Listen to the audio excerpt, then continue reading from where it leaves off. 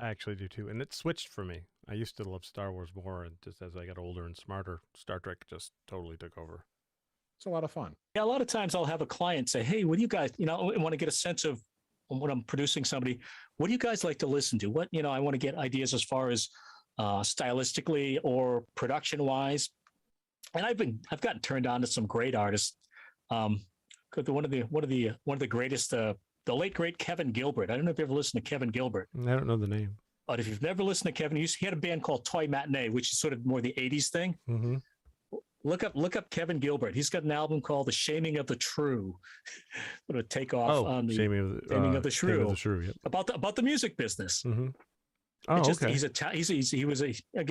He's a. I would write a note, but I'll be when I'm editing this. I will get the note. Yeah, one of my favorite dead geniuses. Yeah, he was an amazing talent, and he's just one of those people that he had the voice, great all around musician, and he was a producer too, and great production. Just and one you of those wouldn't guys have heard it unless the client told you about it, really. In fact, he's the guy who gave us Sheryl Crow. Oh, really? Cheryl was his girlfriend. He brought her into his writing group, the Tuesday Night Music Club. What? What's that? Bill Bottrell and a few other guys that were heavyweights at the time. Kevin had a little writing group, and he brought Cheryl into that, and the rest is history. Do you think that COVID is? Do you think that the lax or the raised awareness and carefulness of COVID is justified, or like do you think that it's safer now, or do you think that everybody's just kind of like on whatever? Honestly, I don't even know, because it's like I hear that cases are going up, but like no one's really talking about it anymore. And when I go out, I mean, I especially when I'm going to stores or anything, I'll wear a mask, but I don't see anyone else wearing a mask. And then I'm like, wait, why am I wearing a mask? Like it makes me like feel like, oh, like I'm the only one. Yeah. Sometimes my parents don't, which I can't control that. But and then sometimes my friends don't, and I'm like, oh, like you're not wearing a mask. I mean, it's like a joke. It's like, oh, you're an anti-masker. You're, like, but it's like they aren't wearing a mask. And I've heard so many conflicting things about like how effective they are, which ones to wear. It's just like at some point I'm just like, I'm just gonna wear my whatever I have, and I'm just gonna go out into the world because that's what everyone else is doing. I mean, I feel like there isn't really a lot of flexibility in what else, what other options are there. So, okay, Pier 39 in San Francisco. Is it Pier 39? I think that's what it's called, Pier 39. I worked at Pier 40, but it's weird because it goes even down this way and on up this way, but whatever, the Embarcadero. But anyway, so Pier 39 is like this all commercial, like there is a Ben and Jerry's, you know what I mean? There is a, what is it, Boston Lobster thing, or I forget what it is, but it's it's the same company. So it's the same, it's like when you go on vacation and you stay in a resort, you know what I mean? And you don't go anywhere. It's like a supplemental little manufactured space. So you're not actually experiencing that culture, right? Like you're going there and you're going to the same stores that you could anywhere else, you know what I mean, in a different city. So it matters. And then, when you're talking to people, I hear my son talking to people all over the country, and I think all over the world on like gaming and stuff like that. And, you're talking to a real person, and you're not having kind of like a mediated conversation or like a mediated experience, right? I wanted to ask you before I forget, I have a question I'm excited to ask you, that I like to ask people.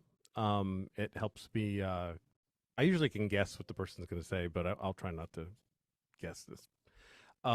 It's a crazy kind of wacky question, and it's a hypothetical, and it's kind of fantastic. So put your thinking cap on. Okay, so you are sitting where you are right now, okay, and through the door bursts someone that looks exactly like you, except wearing the same clothes and everything, except they're a little dirty, they're a little disheveled, they've got a rip in their shirt, maybe a little blood coming down. It keeps changing. You added the blood. I do. I add things. It's my writer in me that can't write. And they say,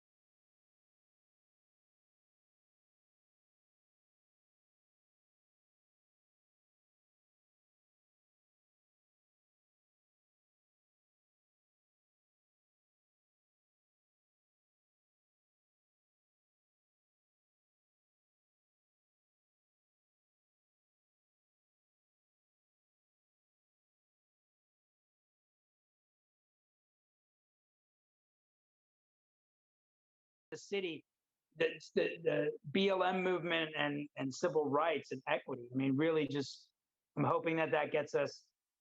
You know, one of my mentors asked me, "What do you want to come from this?" Like the first week, and I had no idea what this was, right? Still, and I said, if anything, I would love for it to be able to open up some doors that were not open to us before. If that means, you know, some sort of UN food hunger program, or, you know, climate change, or, you know, equity role through the World Bank or something. And they have. It started to do that. And now it's my job to be able to corral and convene those pieces together. And I'm hoping that the movie does that. You know, I hope it does create some fans. It's, you know, the people will see themselves in the film, and some of the characters, or in myself. I hope so. I mean, I've already felt that already. And you know, people stop you on the street or recognize you or something and be like, wow, you know, that really inspired me or something. Like, I know it's there. And so that's tangible. You know, whether the machine makes it or not, that's to be determined, but all signals say yes. So I'm excited about that. I'm pretty sure it's going to be made. I know I've met people like you before, and I'm sure it will be made, and I'm sure it'll be good. I sense things in people, and you're a pretty easy person to read. You're going to do it. I'm sure of it. Well, thank you. It's always, I have the right people. So if I was outside saying I'm going to be if I said I was acting in the movie, you should shut this down right now. That's not what I'm doing at all. But I am staying on as executive producer. I do a final sign off, and it does surprise the hell out of me that I have an entertainment lawyer. So what were you doing today? Anything interesting? Not a lot. I mean, as I said, July's kind of is off. Basically, I do the ride, the exercise class. It's a toned down Soul Cycle. In the morning, I did that. I did my morning errands. Came back, did some administrative things, and then I went downtown and paid some bills, went to the dump, came back, watered the garden, ate, come out here. I'm out here most every night, except for about 2 months in the winter. I do have a wood stove over there, but those really cold winter months. And this is where I read and think, look out the two barn doors and write stuff, or not, or just sit around and have friends over. That's what I did today. It's very, very easy. How's the visual right now? Good? Oh, yeah. Well, except could you get out of the scene? Is that a sex toy? What is that? It does not come with batteries. What are the two things for? It's a hood ornament. No, really. What are those? I don't know. This is why you need me on your show, because I win international telly awards. Oh, wow. Oh, wow. Explain what a telly award is, because I don't know. I've heard the name. Oh my God, this could be a crazy murder weapon, like right to the back of a neck like that. Right? Oh yeah. I actually think that's actually what's happened. What is that? A bat? Is those bat wings?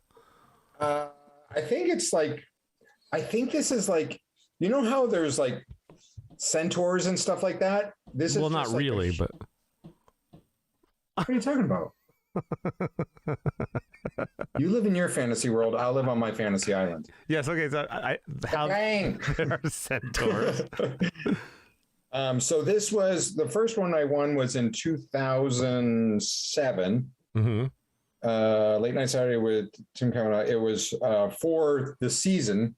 We won a telly award, and then in 2008 we won one for an episode called "The Best of Late Night Saturday." That's this one. Nice. And then also in 2008 was Live from Springfield. And that's when we did the show from Springfield, Vermont, when I won the Simpsons movie thing for the state of Vermont. Oh, awesome. Now, so what is a telly award, though? So a telly award is really all about, it honors TV production and TV shows. So we would send in a bunch of different episodes each year and stuff. And I found out about it because I was working at Channel 3 at the time, and they were getting them. I'm like, wow, those look like Oscar-esque. Like, I think this is the female version of the Oscar, right? Yes.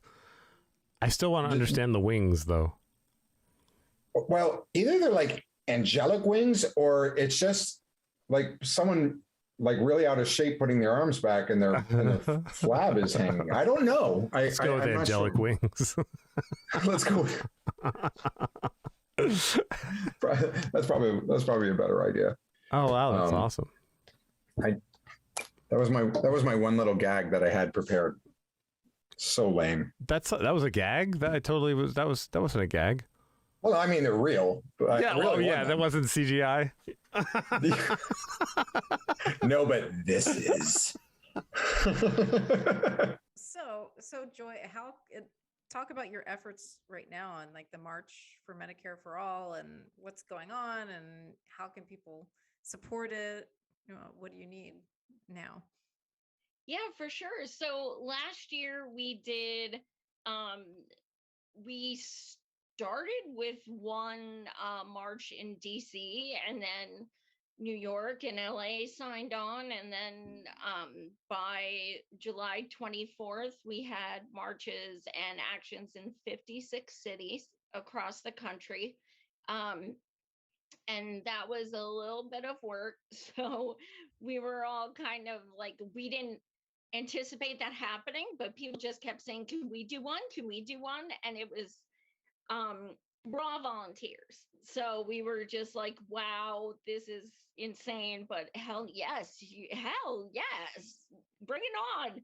So this year, we decided let's do one big one right in front of the Capitol, and let's just all come from across the states. And we have speakers from across the states.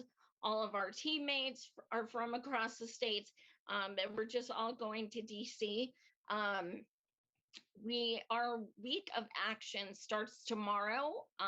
Indianapolis is doing a solidarity march with us tomorrow to kick off the week of action.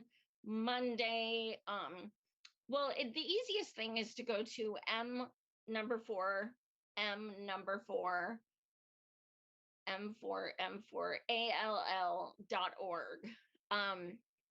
We have things you can do every single day up until the day after the march, which is July 30th, even if you aren't in DC area. So we're doing things like sidewalk chalking or honkin' waves. Things like that. It may not sound like a big deal, but they are fun and they get attention. So like, go to the dollar store, grab some Sharpies and some, poster board, just make signs, go stand on a busy corner and hold signs that say Medicare for all. You're going to have people honking. You're going to have people join you. I mean, it is so much fun. I always love doing those. So we have actions every day leading up to the March, July 30th. And then the day after, we will be doing mutual aid in DC with bag lunches and feminine products and socks for the unhoused. So we have a lot going on. We have something big on Thursday and something big on Friday.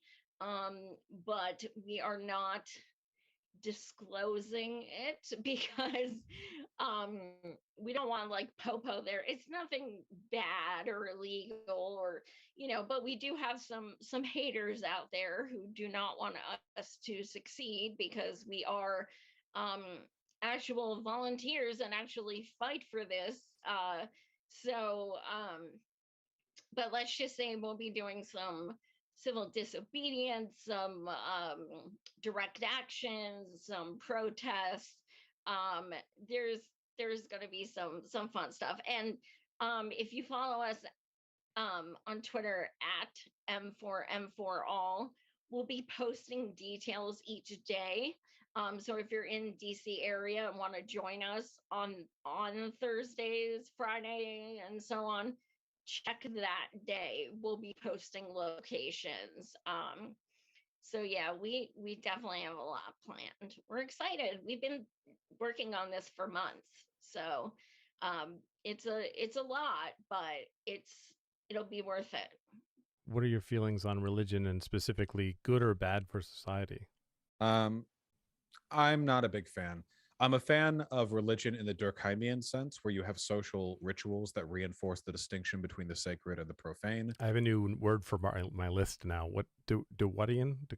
What? Durkheim, Emil Durkheim. He was a sociologist in the 19th century who Okay. wrote on, amid other things, Okay, religion. sorry. Oh no, not at all. I'm very fond of his definition of religion because it doesn't involve anything supernatural. It's just rituals that people engage in to distinguish between the sacred and the profane.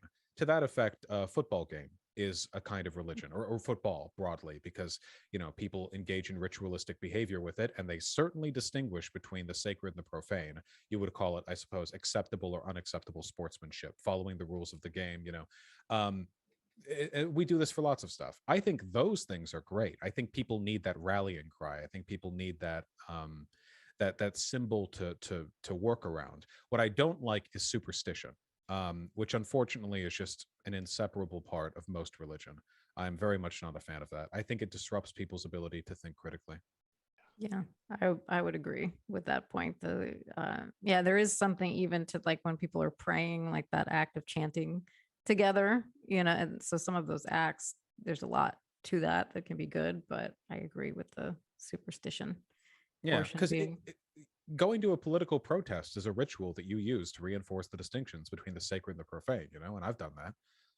That's fine. Going to a concert, a festival, like these things can be fun. And I think they elicit sometimes really positive emotions in people. It seems to be something we need, or at least something we want a lot, because we keep building these structures over and over between civilizations and time periods. We keep doing this over and over. We find excuses to get people together into stadiums and to collectively engage in behavior to distinguish between things we do and don't like. Obviously, we like doing this, whatever. But yeah, superstition. You have a Grammy nomination? You're on a CD? I work, of all things, with a new age project, and it was a. We don't talk about that in our house because my wife's still mad about it. Why? It was the year that Pat Metheny's record label decided we're going to enter Pat into a new age category here for an acoustic covers album he did, and he ended up, of course, when you're in a category with Pat Metheny, chances are, oh, I don't know, new age, huh? Oh, Pat Metheny's in it. Poop, I'll check that box. And funny, years later, I was at a Pat Metheny show because we can't play Pat Metheny in the house here because of my wife. And I was talking to Pat after the show, and I said, "Hey, my wife's still kind of upset with you." He was kind of taken aback. He goes, "Before?" I goes, "Well, that Grammy you got for the acoustic album?" He goes, "Yeah." He said, "Well," I said, "Well, we're in a category, and my wife's kind of pissed about that." She goes, "He said that was a record label. I had nothing to do with that." He's taking it serious. And it was funny. He goes, he actually wrote, "Sorry, Wendy." He signed the program, "Sorry, Wendy." Oh, that's hilarious. So I'm hoping that you're taking the summer to have fun. Yeah, yeah, definitely. I've slowed down a bit, just because I realized how crazy it, like, I can't do it anymore, especially with the pandemic. Once we were in virtual learning and a lot of activities cut out, for example, I didn't have band for a lot of it because we couldn't meet in person, and I played an instrument I can't take home. So it was oh wow, now I have these extra 10 hours in the week. And then I just got more and more used to sleeping earlier, listening to podcasts, doing things that are more not active things. And now it's I physically can't even bring myself to have that many commitments anymore because I just know I won't be able to do it. Before I just push through it. Yeah. It's a good lesson to learn now rather than middle age getting totally burnt out from Yeah. career. It's good to know that balance is necessary. Yeah. Especially going into college and beyond. I know you're a film fan, and I wanted to get also. I would probably end up being a watch list for myself, but could you tell me what your 3 favorite horror movies are? I said 5 originally, but I was like, oh, I'll go 3. That's If a you good have one. I like the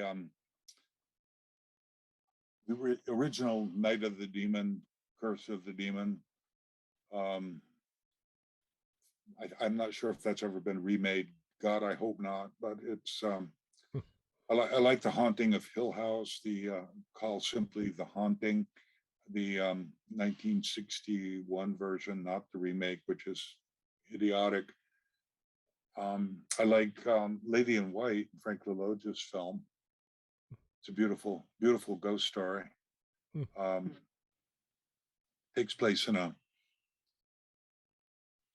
upstate New York town, and it involves a blue collar Italian family that reminds me a lot of my own family. It's a beautiful film, and if you've never seen it, it's time you corrected that. Lady in White. That's 3, I guess. Are there any that have come out more recently? Anything that you would like or recommend? More recent ones. I like very much a film called It Follows. Okay, what are 3 of the worst horror movies? I've never seen them. You haven't? So how do you know if something's good then? Or if it's gonna be good, right? If you don't watch the bad ones. Well, I can't say I can't say I don't watch bad ones. I just don't know the worst. I don't think I've ever sunk that low. I know some are really god awful, and I might, if I happen to find myself in the presence of one, I might watch, 10 minutes of it or something. But I'm too old to watch bad movies. I don't have life hours to invest in those. So, but yeah, no, I can't think of any bad ones. I do have a joke. It's an artist joke. Okay. It's what I have like 5 favorite jokes. It's very short. Okay. You probably have heard it because I've heard every musician joke ever made. But how many surreal painters does it take to screw in a light bulb? I have no idea. I haven't heard this. A fish.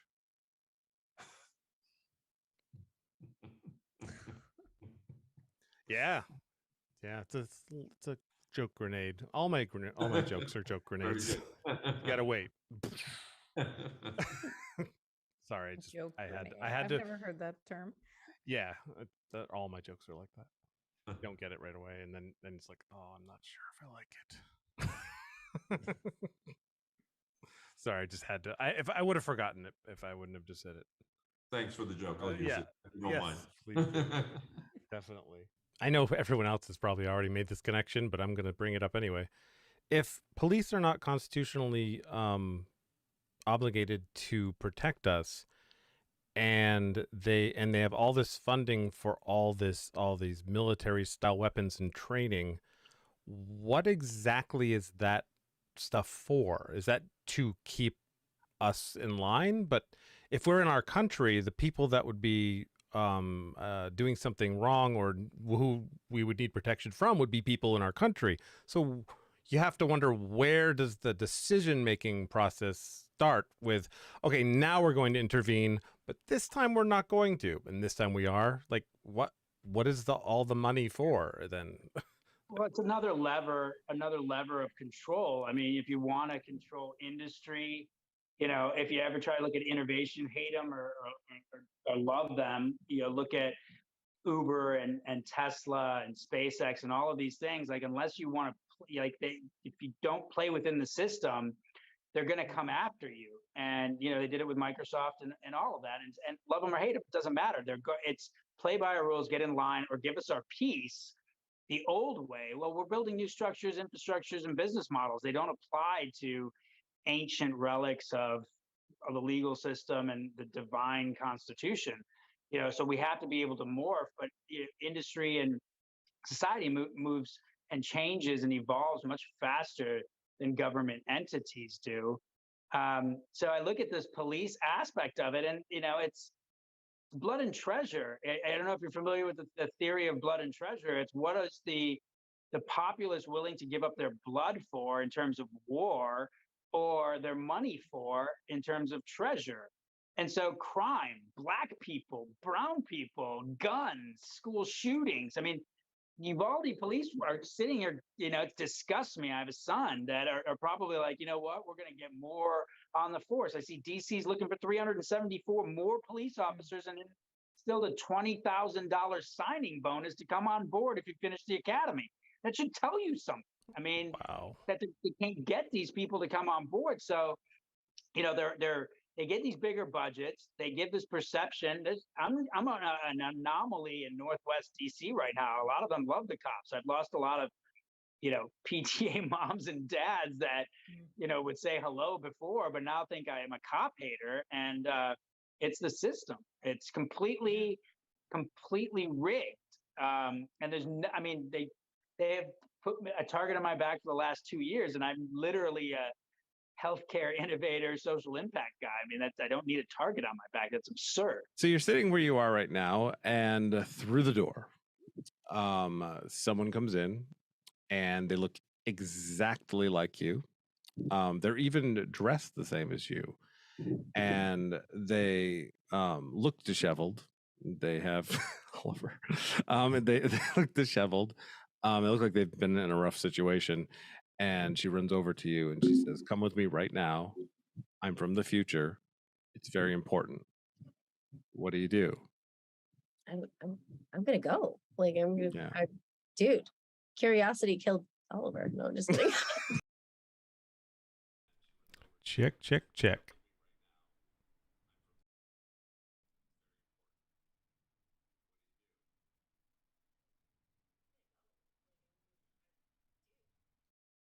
They're from the future? Come on. I mean, they might just want me to buy them cigarettes. So I mean, who knows? Yeah. When I was looking up keywords for you, beer came up as one of the top. Beard or beer? Beer, like beer. Which is funny because this is an interview, and I don't drink other than just a sip of scotch every once. Lager, that's why. Oh, lager. It just hit me. Yeah. There you go. Oh my God. It's a good thing your act isn't called IPA. Right. Although, the Alchemist is a sponsor of mine, as a supporter. Oh, really? Oh, yeah. I think my friend used to own that. With the one in Waterbury? Yeah, Jen Kimmick and John Kimmick, Kimmich.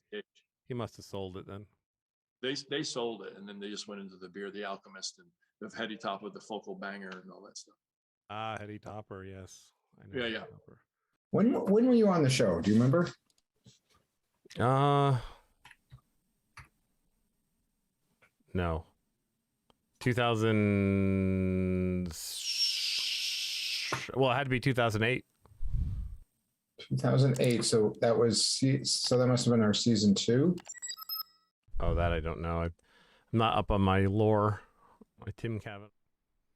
All right, welcome to another episode of Human Happy Hour. Today we're doing a special on Father's Day called the Father's Day Bash.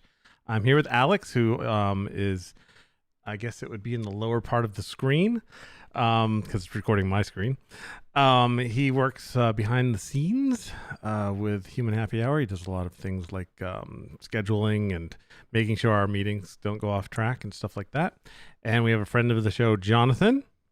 Hello, Jonathan. Jonathan just had a child not long ago. Alex, how old is James? 16 months. 16 months and 2.5 months for Jonathan. Is that right? Or is that wrong? 2 months. 2 months. Okay. And my son is 6 years old. So we're all very qualified to be here for Father's Day. And we're going to be talking about, we're going to be asking each other some questions, complaining a little bit, also reminiscing. And Jonathan said he had some interesting tidbits out there about fathers in this country. So it should be fun. We're going about 2 hours. Let's see. How do we start this off? I would say sickness. because I had to shut Alex up before the show because he was talking about sickness, and it's a huge deal. Alex, what's going on with sickness? Yeah, so we're in the the typical you recently started doing daycare, so you're always getting sick phase, or maybe you're always getting sick until 18 years. I don't know. Like right now, it's just endless. But yeah, I was just complaining about how when he starts getting sick, then we have to get ready to get sick ourselves, and then hopefully it doesn't create a cycle where he becomes sick again, and then it never ends. We've actually had a little bit of time where everyone's okay for a few days, so you have to cherish those time frames when you get them. Do you guys have a situation like you don't get sick yet, right? And it's only been 2 months, right, Jonathan? So Oh, well, not quite 2 months, almost, but no, we're not getting sick yet. yeah. Well, I've lived where I live in Vermont my entire life, so I think you know how when you live in the same place forever, you get like all the germs. That's the theory anyway. So I never really get sick from Luke. And he has never been sick until we hit kindergarten. And kindergarten, oh my God, he gets sick once every 2 weeks, and they're so strict. Not only can he not go if he's had a fever within 24 hours, he can't go to school if he's had fever medication for the last 24 hours. So like as soon as you call in sick and say he has a fever, that's 2 days off. Because unless you don't give him meds, you want to be a jerk, because yeah, it's ridiculous. And then they send you a letter that says Luke's missed a lot of school, and then the teachers tell me, don't worry about that. We just send that to everyone. I'm like, what? Why are you sending it? Well, I mean, you know, they probably they do need some way to notify people. Maybe it's just an automatic thing that they do. So, you know, the teachers have then heard a lot of people contacting them concerned about it, and they're the ones who have to kind of wave it off as we know you already know they haven't been at school. Right. Well, you know, from old school though, I mean, I remember back when we got sick and we got sick too many times, you got in trouble. But they don't do that anymore, I guess. I guess it's just school. What do you mean in trouble? Well, like they would, if you missed too many days, my parents always made it seem like I was gonna be like kicked out of school or something. So I say that to them. I'm like, does this really mean something? Because I mean, I don't know what to do. It's your rule that's making him not go to school, not mine. But yeah, apparently, you know, it's cool now.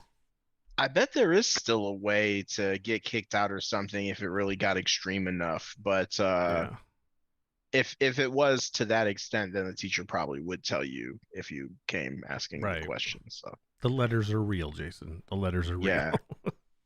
But I guess, I have no idea, but I think maybe when I was a kid, it was possible for you to be out too many times. I don't know if I've ever actually seen that. My parents were probably lying to me. Probably. Yeah, I think we had people who, you know, somebody get mono or something and they're out for a super long time. They came back. Yeah. These are all things you have to look forward to, Jonathan. Oh yeah, well, you know, I've experienced this stuff. Yeah, that's right. He knows. Because I've had He knows. two prior. Right. Tell us about that. What was your? Well, I have a 18. My son just turned 18 on the 27th of May. I have a daughter who's 16, who was born March 15th, 2006, or 7. 7. And so, have various ages, and then I have a newborn who's born May the 18th. So I have all different. Right now. That's super important. I need to remember, so hopefully no one will let me forget. But that is very interesting that you have an adult basically now, and you have a teenager like in the super height of teenagerness. Yeah. That gives us a lot of coverage for the ages and so that do are I. represented. My daughter is 18, so I have a 6-year-old and an 18-year-old. She's graduating on Friday. And it will be the first time in almost a year that Luke has been in the car. And so I've been trying to acclimate him to it because he's autistic and he gets into routine. So now when I try to bring him to the car, he sits down on the ground and puts his feet in the air. He doesn't get like mad. It's just his peaceful protesting, like, no. So I've been slowly acclimating him to the car again. Like we'll walk around it every day after school, or I even open the door and then close it again, and he gets a little bit like, whoa. So yeah, it's rough. So, but Friday he's getting in the car. Yeah.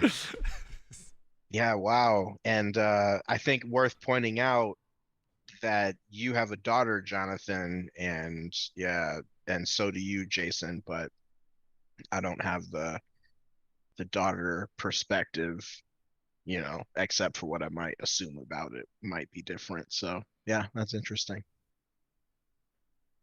Yeah. We might have to talk about what you all perceive as the differences, because I assume there are differences. Yeah, Jonathan, talk about that because I'd love to know the difference between daughters.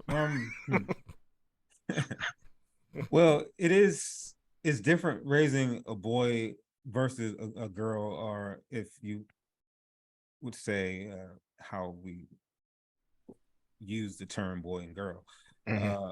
But it's kind of it's the same up until middle school, except for how they clean themselves in the bathroom. But I think up in when middle school, you have other like problems to like deal with as far as like peer pressure, different types of peer pressure for a boy versus a girl. Yeah, So like hard to when explain. does patriarchy start to actually have a serious influence? Oh God, yeah, early. Early. Okay, so you have to be conscious of patriarchy. Like how? What do you mean by early? What do you mean by patriarchy?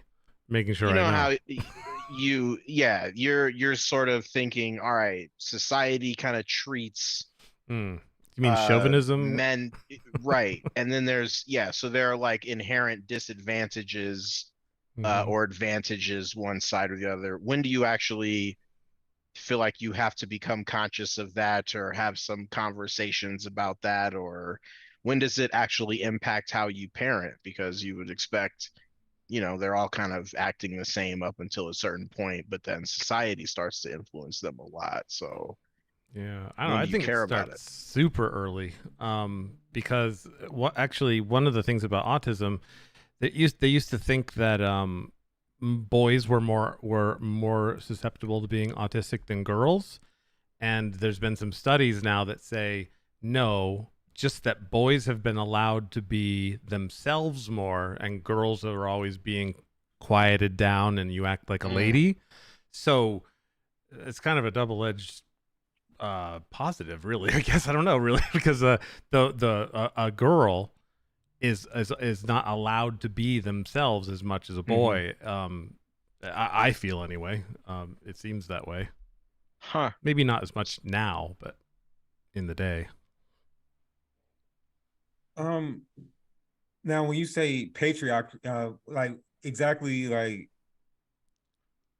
Well, I'll clarify then, or maybe this will help.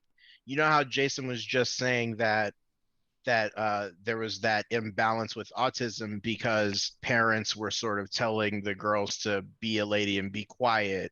Right. I think that is like one of those artifacts Yeah, of no, patriarchy, you know, and maybe people are subconsciously exerting that on kids. I'm hearing you, and that's why I was thinking exactly how I wanted to go and respond, because it depends also on the type of father that's in the household, or even the mother is, or is it, do you have a father who's like all into sports and like straight, I'm a man, and like you can't show emotion, or is it the type of father that you fall like you can cry and like, oh, it's all right, you can cry, and you know, I understand, right, you know, I don't want you to cry, but yeah, it's all right, you can deal with it. But you know, it depends on like what type of influence you have. So if the type of father is different, then the influence of patriarchy starts at a different time. Is that what you're Yes. saying? Yes. Yeah, that makes sense. Okay. So then when is the, I guess, earliest it can start? And first off, does it start earlier for someone who is unhealthy when it comes to that topic? Or does it start earlier for a father who is like has a healthy mindset when it comes to patriarchy and masculinity and stuff like that? Who starts it earlier, and how early is that?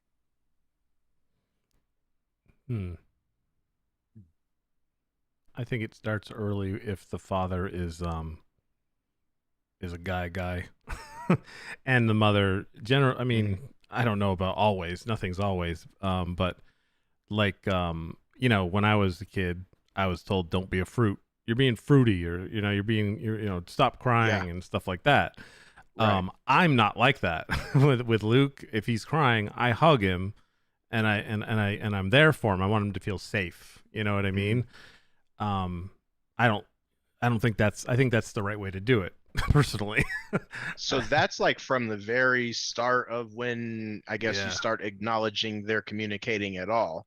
Oh yeah. You're already reflecting something back in terms of, oh, don't be a sissy or whatever people used to say all the time. No. You're either reflecting something like that back, or you're reflecting back vulnerability and that type of thing. Yeah, I think it makes the whole masculinity issue happen when you're too just ridiculous with your boys. Like I think what's it called? Toxic masculinity. I think that comes from treating your boys differently. I don't even think about of Luke as a boy or a girl. I really don't. He's pretty, and everybody always says what a beautiful girl you have, and I don't even correct them because I just don't care. I just don't. People are like, why don't you ever correct it? I'm like, what? Why? Who cares? That is interesting. I feel like it matters, but I don't know why. Does it matter, Jonathan? Like, does it? For me, just seeing like all the problems that we have in the world, I don't feel like that's like, oh, that's a hill I'm willing to die on. You know what I mean? Yeah. Does it? Yeah. I mean, I'm wondering because obviously that's like I was raised by my grandparents, and that would be like a really big deal. At least for some amount of like the older generation that I was around as a kid. And I'm wondering why it was like it can't be completely irrational, but maybe it's just misguided in some way. But yeah, something about that makes me feel like, oh, I would want people to be able to tell he's a boy, because maybe that would, I don't know, be less annoying for him. Maybe it's something as basic as that, or maybe it's just some ingrained like crazy society thing. Well, for me, honestly, since Luke's autistic and he's nonverbal, he would probably correct people if they did it. So then I would probably feel more of a need to, but he's, I say he because he's Luke, and but I don't really think about it because he certainly isn't bothered by it. He doesn't care at all. Yeah. So therefore, I can see that though. If he wasn't nonverbal and he was just like, I'm a boy, and I would probably adopt that as well. Yeah. Huh. That makes sense. That's interesting to think about. But yeah, I'm hijacking the conversation because I want to hear some of the stats that Jonathan has. But I'm not even sure what they are. I'm gonna return to that thread and indulge my curiosity about those perspectives, probably because that's how I rock. But yeah, what do you have, Jonathan, for the interesting stats? Because some of the statistics I have, I have some numbers from the National Center for Fathering and the Fatherless Generation. Anyhow, it says that 71% of high school dropouts come from fatherless homes, and I looked at I read these statistics and I kind of laughed at them, right? But then again, I had to remind myself that I am one of the people who comes from the fatherless home, who recently, got back on track. So I defeated those odds. But a lot of you don't realize you're a statistic. You might be doing well in life, but you might be in those numbers. You just might be one that beat the odds. Another number is 98% of all homeless and runaway children come from fatherless homes. So wow, 98, 98%. So if you want to do your part, just take care of your child. Yeah, That's a good example. You don't have to stay with the mother for the whole life. I'm not a perfect guy, but I take care of my responsibilities. And okay, so let me. Yeah, I need to clarify on that stat because that's really insane. When it says fatherless home, does that specifically mean that the father is not in the life, or does it mean just like maybe it's divorced and shared custody type of thing? What is it talking about specifically? Because that's a huge percentage. So I'm like trying to figure out, wow, I think it means just not involved at all in like their life at all kind of thing. Yeah. Not there, non-existent. And that even and then to ask another question about, or I guess clarifying one, this is specifically the case where it's the father that is missing versus like when it's a single dad. Right. Well, I looked specifically for father, and I can't say how some when they ask some children, they might view the father in a home as their biological father. So that statistic wasn't that clear where it said biological or just the father figure. It didn't specify that. Yeah. So then did it go into what the reason was? Is there some kind of like reason assessed for why their father wasn't around? Well, I'm sure there's various it didn't go in there as far as go there. Yeah. Reasoning, but these numbers can be reversed, and they could be reversed through mentoring, like to just be involved. It doesn't have to be your child. You can just mentor a child if you do care, because it says also that 55% are more likely to attend college after being mentored. 90% are interested in becoming a mentor themselves after being mentored. The 138% are more likely to hold leadership positions after being mentored. 46% are less likely to use drugs. 81% more likely to participate in sports. So what I'm just trying to point out is just it's important for a child to have two parents who are involved, but also I want to point out that it's difficult when you have a country that's kind of makes so much money off of mass incarceration. So they're taking fathers out of the home. And a lot of times they're taking good fathers out, or sometimes if someone might have a drinking or a substance abuse issue, taking them out of the home and putting them in prison is actually worse for society because it does not benefit you or me. That doesn't get crime down. It doesn't help to prevent crime, to incarcerate someone. But this is what we can continue to be told, and it's sold to us by our government, who prefers not to invest in communities. Now, if we look at, I don't know the exact numbers, but we know that the police force continues to grow through each country, especially in the United States, the different states, different counties. Police department is very massive. Their budget is huge. They always spend more money on law enforcement than they spend on social services.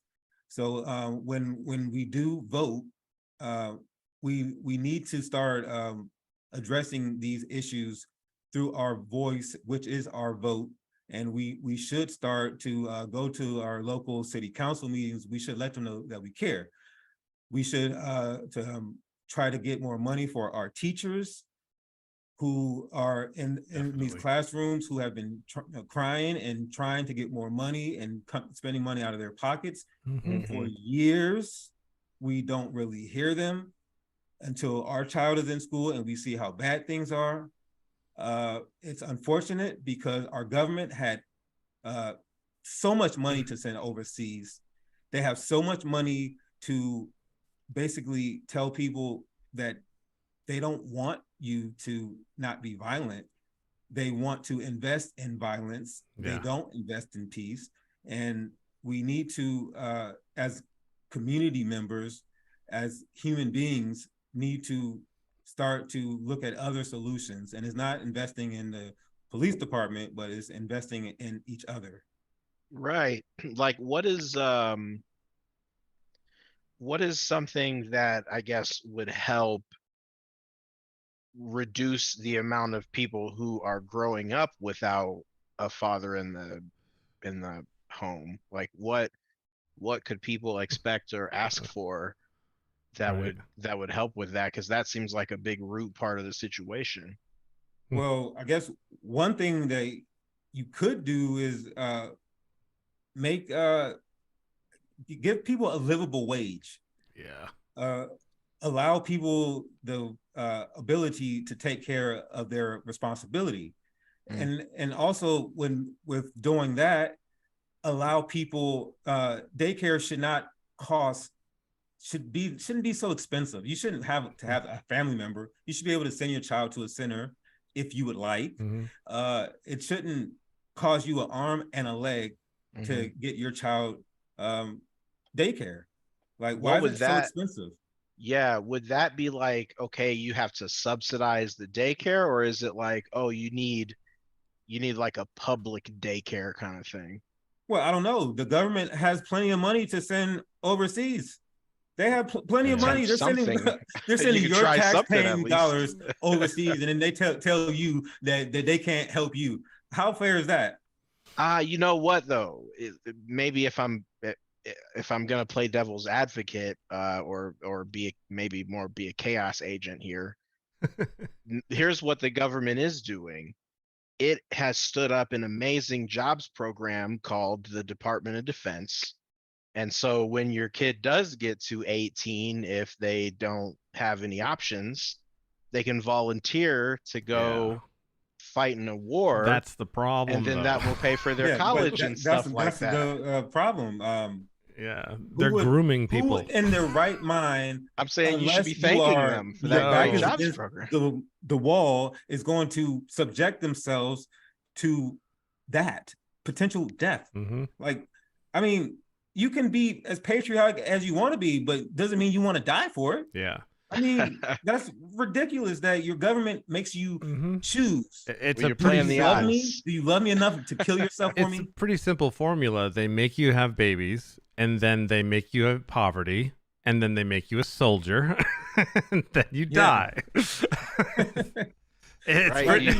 It's a gamble though, but life is a gamble, right? It's yes, it is definitely a gamble. But maybe there are things that they could do prior to the person turning 18 that would be helpful as well. I guess that's what we're saying. Yeah, I think that there are things that would show, like, I believe in my mind, and it might sound like crazy, but I believe that this could be the greatest country in the world. I honestly believe that. I'm not even just saying it because it sounds good. But unfortunately, because of racism, you have some people who know exactly what to do and how to do it and how to get there, but they're unwilling for everyone to get there at the same time. And until we can cross that hill, we're literally just having a standoff, and we're in the process everything is going to crumble. Oh, Everything yes. will crumble because we don't want everyone to have the same things. It's crazy. It's insane. And at the end of the day, we're all humans. No matter where anyone is from, we're all humans, just trying to live our lives in the time that we have here. Yeah.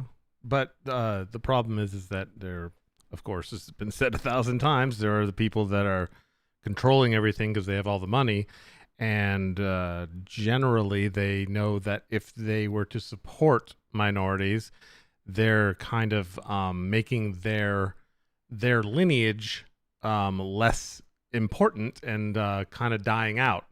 Like one of the things in this country, I guess the minorities are starting to overtake the white people, which I think is great. but the old white people, the old guard, they don't like that at all because it means they know that down the line they'll have less influence and their kids will have less, and they want power. Mm-hmm. I know. Happy Father's Day, but Yeah. but I it's mean, true. it is true. It is Yeah. true. But I Interesting. mean, how are you going to look at it? Are you going to look at it through your own eyes? Are you going to look at it through the eyes of CNN or Fox? Or most people don't think for themselves, so we see things repeated over and over and over again, but people don't stop and think, am I okay with this? Is this something that I want to do?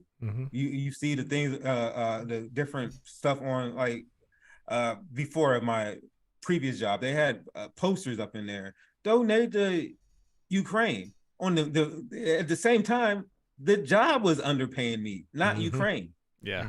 So while you're telling me to donate my hard-earned money, you're not paying me fairly. Yeah. So like a lot of times I notice like messages like this are being told by either our government or through the media or through our employers, but we don't stop and think, like, what are they treating me right? Is this group treating me fairly? Are they paying taxes? Like the church has a lot to say about different issues. But when it comes to like certain issues, as far as they can help, like what would Jesus do? They're like, no, Jesus would pay his taxes, but we don't hear this kind of stuff. So I don't know. Yeah, well, I think what you're saying is like this this pattern that we have in our society makes it less likely for kids to have supportive parents because the parents are having such anxiety attacks over being poor and what they're going to do, and when you're not happy, if you don't have that lowest level of Maslow's hierarchy of needs, you panic and you can't concentrate on being a good parent. And maybe you would have stayed with your spouse if you were both secure at one level and could grow, but that panic makes you crazy, really. I mean, I've been there a million times, and nowhere near as bad as a lot of people, but I've had that fear of what the hell am I going to do next. And it's because people are paid less because like for instance the UPS strike that's coming up, I hope they do it. I really, really do. But because like in the 80s, I guess they did it also because before that, there was a point where you could work at UPS and pay for your family to live a comfortable life. And all you did was one person had one job at UPS. Now, they're making them all just under 30 hours or whatever the level is to make you full time. And so they're going to strike, and they have like something like 250,000 people in their union, which is wonderful because it'll set a precedent. Yeah, it'll set a precedent for other companies to be like, or other employees to be like, hey, you know what? We can take this back. But the problem is it's a cycle because this happened in the 80s, and then over time the company slips in little things here and there and little and then so then now do we have to fight for it again in 20 years? I mean, when I guess everything's a cycle. It's a little frustrating. Right? Everything frustrating. Everything is a cycle. Yeah, you're right. And it sounds like in order for the cycle not to screw you over really hard, you need to have some amount of vigilance. There has to be an ongoing effort to sustain whatever progress that you've made. And if I'm thinking about it and maybe tying it to the parenthood topic, I'm trying to figure out, well, how come there is not energy in order to sustain that, that ongoing vigilance? Is that because, before you're a parent, maybe you're not as concerned about it, and then after you're a parent, you don't have time for it anymore? How come, how come it's possible to, undo the progress to such an extent that another like major shock needs to occur in order to maintain it? Well, I think one big problem is we don't have community anymore. Yeah. And without community, you kind of really don't really remember what was there before. What do you mean? I was on Twitter just maybe 30 minutes ago. Community. Yeah, I think it's because we don't have time. We're all hustling for the to make ends meet. Do you have time to go be an activist? I don't. I mean, no, because I'd have to bring an activist doesn't pay your bills. I mean, I'm just being honest. No, you can't keep your lights on being an activist unless you really put the time in. You might eventually be able to, but it's like everything is like to be helpful shouldn't be so hard. Okay, so good ideas. If people at some point in the past had to rise up to do something in order to get some, protection or enable to achieve stability, was it different then? Did they, were they more able to be activists? Is it harder to be an activist now? Or is it one of those things where just a lot of sacrifices needed every time around, so that's just the way it is? I think it's only harder because we overthink it, or the majority overthink it. Like they like the fancy things, they like what's sold to them, they like the glitz, the glamour, the big TV screens. It makes them feel like they're going to another place. It makes you feel like you're escaping. So when you are, this is a world that if everything you want to buy the next thing to kind of fit in, to feel like you belong, you continue to work just as hard, even though you're working harder and getting less. But everyone else is doing it is what your mind is. Well, so and so has that, and I want it too. So we don't really stop and think like, what effect is this having on me? Yeah, it's also about generational wealth. I've been pretty much poor since my mom and dad. My mom died when I was 15. My dad left when I was no, she died when I was 12. He left when I was 16, and I was alone. And from that point until a year ago, I was pretty poor, even when I had the business, because it was the jewelry store, because it was it just didn't quite make enough to be happy, feel comfortable. But through my marriage, we had a house. Why did we have a house? Because Krista's grandparents helped us pay for it, because her grandmother lived with us. When we sold the house, because we got a divorce, I got half, which I deserve because I have the child all by myself now, is full time. But the point is that generational wealth that I wasn't even born into has allowed me to actually play the stock market. And I would not have been able to do that without generational wealth. And the people that don't have generational wealth are minorities and immigrants, because they were not allowed to have generational wealth. And that causes the whole thing. And so now we're trying to get out of that. But then the elite white people are like, no, we like it that way. Make America great again. And that's, it's so frustrating, and it sucks to know it. I hate knowing it, because there was a point where I didn't know it. And I was a much happier person then. Right. And I just assume that the people that don't know it are just going around going la la la. Oh, it's not that bad. You just have to work hard. You just gotta make sure you work. If you have to work 3 jobs, then that's fine. You just work 3 Yep. jobs then, and that's Yeah. bullshit. Yeah. You know, that's yeah, it's interesting that you say that. You have to think, okay, in there, you know, aren't there a lot of people who are sort of concerned with justice these days? And so this is, you know, maybe central, you know, economic justice, and is that anything someone cares about or that exists? It doesn't seem like that seems to be a very central topic on anyone's plate of concerns. There, you know, there's no real publicity around whatever the specific struggles of parents are in the economic conditions. No one ever talks about generational wealth. So you know, what's up with that? Is there really anything to do about that, or is it that so few people are really aware of it that you can't expect anything to really come of it? Do Mm. people not know this, or do they know it, or and they're just okay with it, or maybe just, you know, they don't hate it enough in order for it to change any of their behavior? Is that what the deal is, or does nobody know? Well, hmm.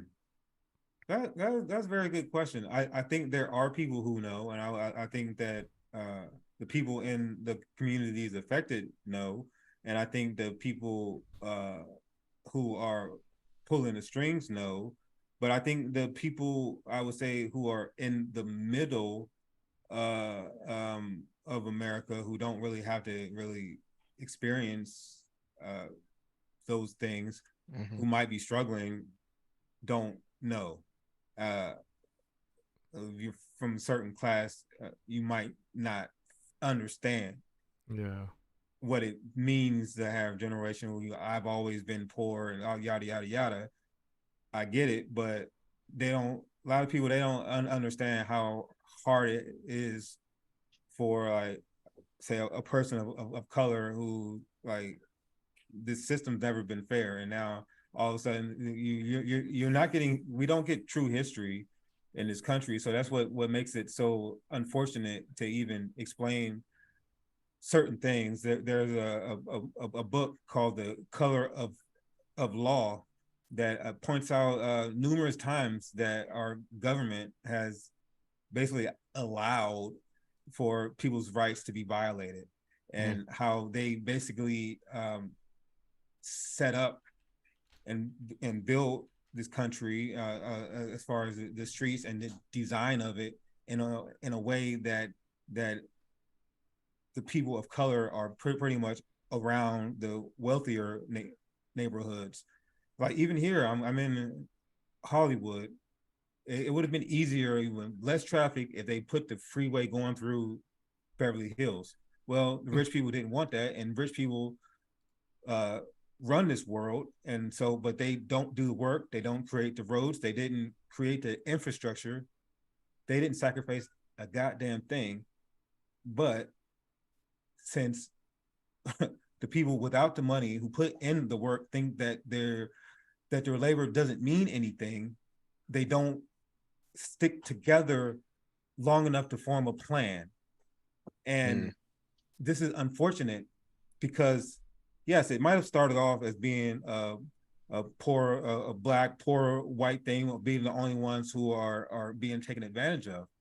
But if you look closely at things, now anyone that's even poor, if this country goes to battle with another country, and the children and the babies come home and they grow up poor, they're here, and they're all of a sudden they realize that the America that they thought it wasn't that country either. So a lot of people are being educated, where if we had a true school system, would have received this message sooner. So, okay, we've gone a lot of places with this, and I forget where exactly we started. I think it was in one of the stats or whatever, but I 98%. mean, I feel like, you know, there are, like you all are saying, there's a big variance in how aware people are of the struggles of parents or people who aren't parents, just basically everyone. Uh, and so there are a lot of things that are outside of the sphere that they think they can control. Um, and maybe one of the reasons why uh, progress or things are not really moving in a direction that seems super promising to me right now uh, is because people are worried about something else or the things that they can control, since they, you know, have so little time to use it in a discretionary manner. So what about that? What are the things what are the things that I guess we think are important as parents to do that we all kind of have control over, uh you know, in order to reach those, you know, general goals that all parents have of, you know, trying to raise somebody who's well adjusted or who's able to survive, however it is that you want to look at it. What do we think are the important things for us to do that we definitely have control of in day-to-day life or week-to-week life? I think one of the things that I do with Mila, um, is I think I it sounds kind of lame, I guess, but I think I've instilled in her that it's okay not to have the best stuff. Because I think America has a real problem with needing to have the next best thing, and everybody seems to be in a big competition with each other. And I personally think a person's character is so much more interesting than what their car is. But I like, you know, I'll hear her, like, you know, maybe a couple years ago when she was 16, she would say stuff like she would say things like she actually one time said something like about us, all her friends are rich and we're poor, and I was just like, really? I mean, that's really a huge difference between rich and poor. Are you sure that that it's just that they live in a house? Because it was when we lived in an apartment, and we don't. And I we have two cars. You know, like what does that mean? And why does that matter? But it mattered to her because at the time, anyway, not anymore. She's very different. But at the time, in her with her peers, they all would talk about stuff like what you gonna get and what who's got the bling, and are you you know, are you juiced if you have the right clothes, and like there's all that stuff, and you can't get that without a lot of money, and and you're taught you can't get a lot of money unless you are maybe just a little bit not cool of a person, because let's face it, if you're going to go from nothing to being rich, you're either really, really, really lucky, or you have to be really, really ruthless. I think anyway. It not always. Obviously, there's an exception, but I think that's pretty much the way it is. And I think teaching them that, you know what, you're cool driving the Dodge Omni with one door that's blue and the rest of it's gray. I think that's fun. It's a quirk. It's interesting, rather than you're worth nothing because that guy has a whatever fucking Maserati. I don't know what the hell. What's a cool car? I have no idea. Yeah, I guess that counts. We'll take Maserati for that. So yeah, being humble, I guess, is a quicker way to say it. Being humble. Yeah, I agree. Okay. Yeah. Being humble. So then, I mean, I think I understand that, but isn't there, I don't know, isn't there an aspect of preparing them for the world that is about teaching them, if what you want is to be mega powerful, then you need to be ruthless? Or yeah, it's a catch-22. Are you trying to teach them not to crave mega power, and then you don't want to give them the tools in order to accomplish it? Or is it necessary just for them to be successful enough to be happy? Or for them to be happy, do you have to give them an amount of tools that is about about being ruthless or, surviving in what is a very competitive society. It's a good question because if you don't prepare them, then they can, fall back. I know, and it's a catch 22. It's almost like we all have to agree at the same time.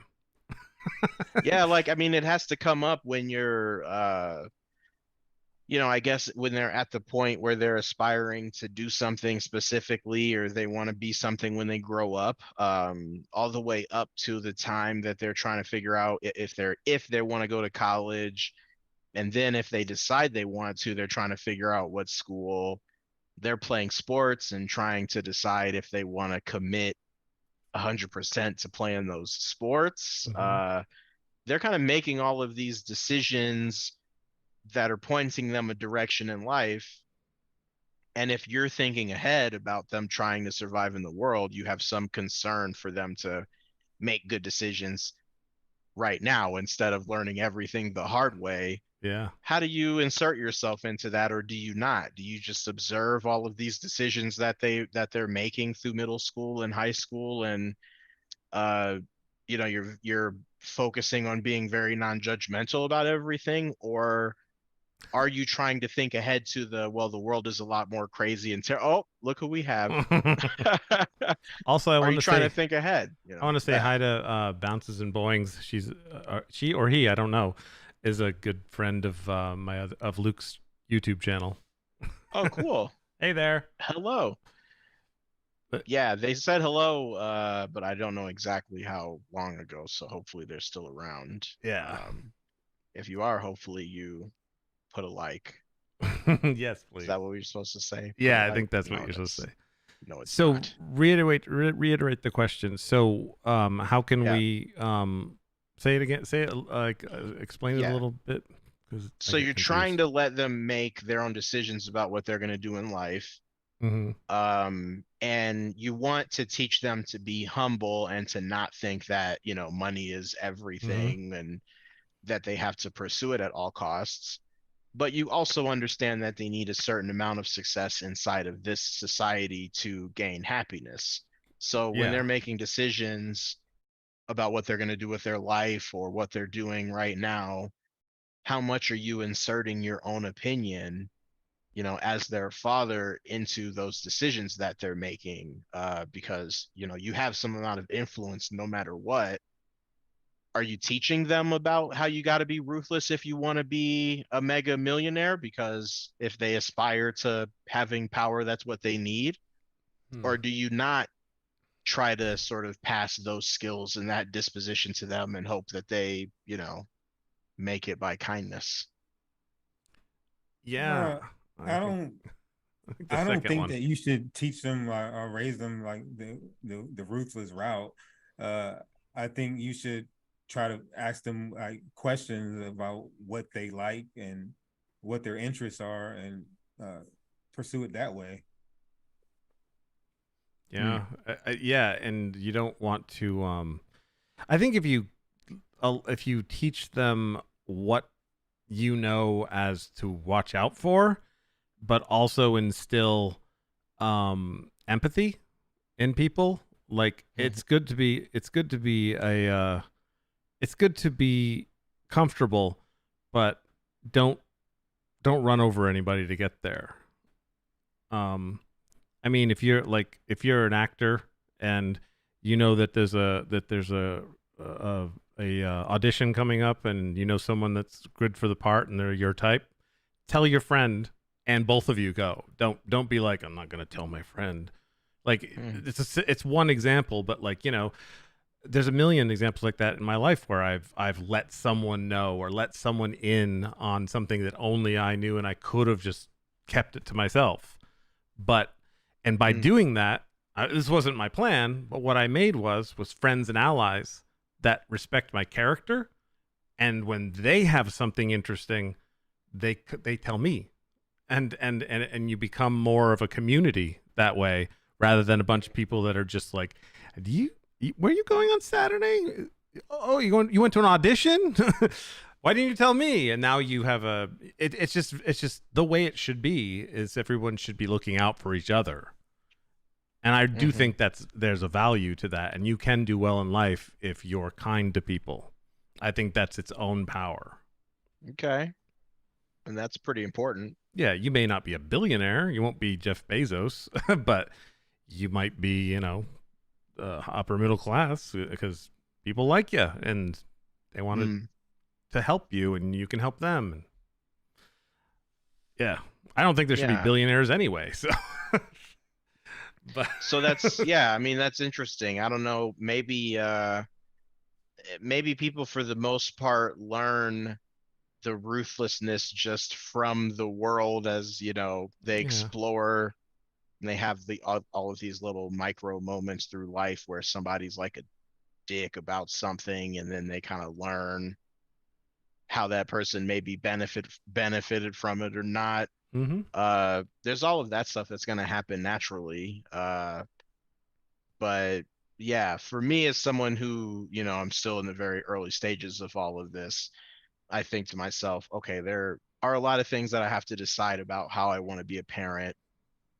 A lot of different things, but one of those things is about like how much am I supposed to try to use my own experience to guide them in a direction that seems to make sense and will help them succeed versus how much do I need to really background all of that stuff and just really be supportive of them doing anything, even if I don't think they have aptitude for it. Well, let me ask you guys a question. Let's say a couple years from now, like first grade, few years from now, and your child just doesn't want to go to school.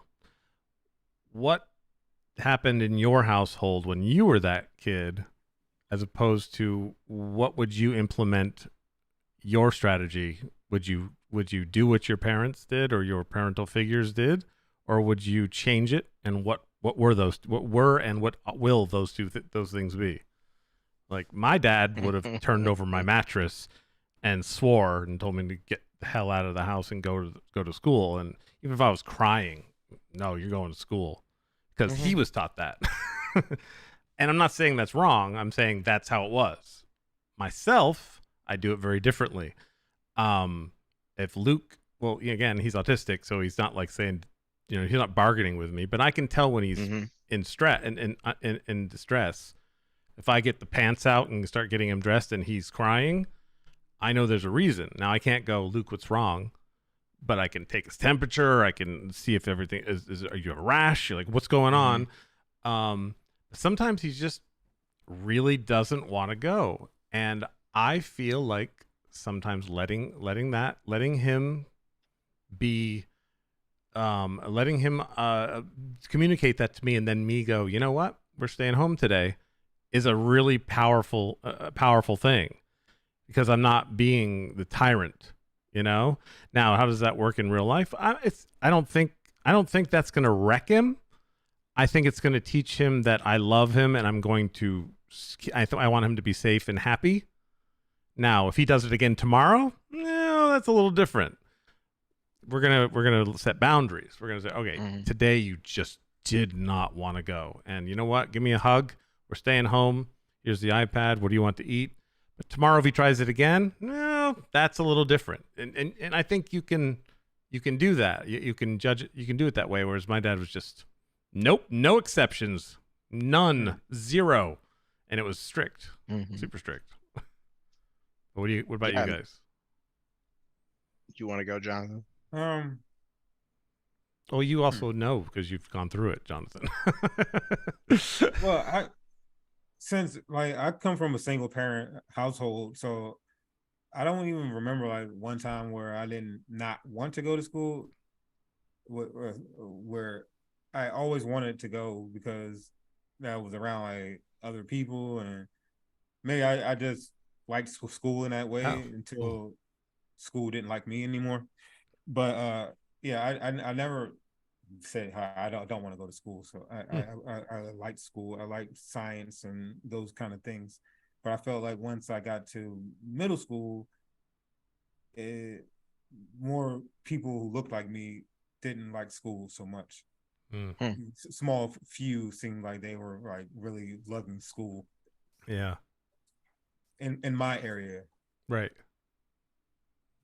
But even with my kids, they're in school now, but I noticed when elementary school, my daughter, wonderful honors and all of these special classes, and I think that they rushed her in those type of classes early, to where she just really didn't care to want to go to school to do the work.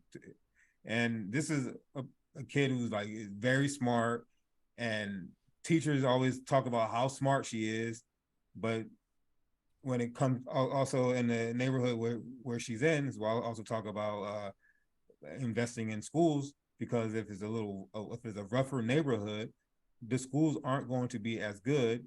But there are a lot of good teachers in these neighborhoods, wonderful teachers actually, but they don't invest in the community. It's like they're already planning for the failure of the school system. Yeah, I guess, Jayson, my experience is probably more similar to what your experience was. I was raised, I guess, like combination. I was mostly raised or grew up with my grandparents. And yeah, like when you were asking the question, I was just thinking to myself, I'm not really sure that I would have had any of the confidence necessary to say I don't want to go to school. Like that would have been You didn't even think about it. That would have been such an unacceptable thing to say or ask for, that I really don't remember a time where I would express that. I mean, when I was living with my mom, then I think that, I was already old enough, I guess, where she would just listen to what I have to say. But when I was like a little kid, that was when I was sort of half with my mom, half with my grandparents. When I was with my grandparents, that I'm not sure exactly what would have happened, but it would have been something terrible. I wouldn't have even ever thought to ask for that. Like, just asking would have probably got me in some decent trouble. So yeah, I can't imagine that. So how that reflects today actually, concerns me some deal.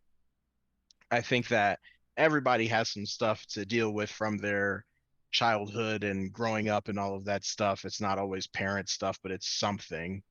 For me, I think there are a lot of aspects of parenthood that are going to be awkward or hard for me to figure out where exactly I land on things, because I'm trying to reconcile what I think was beneficial about that experience with what I think was abusive and detrimental in that experience.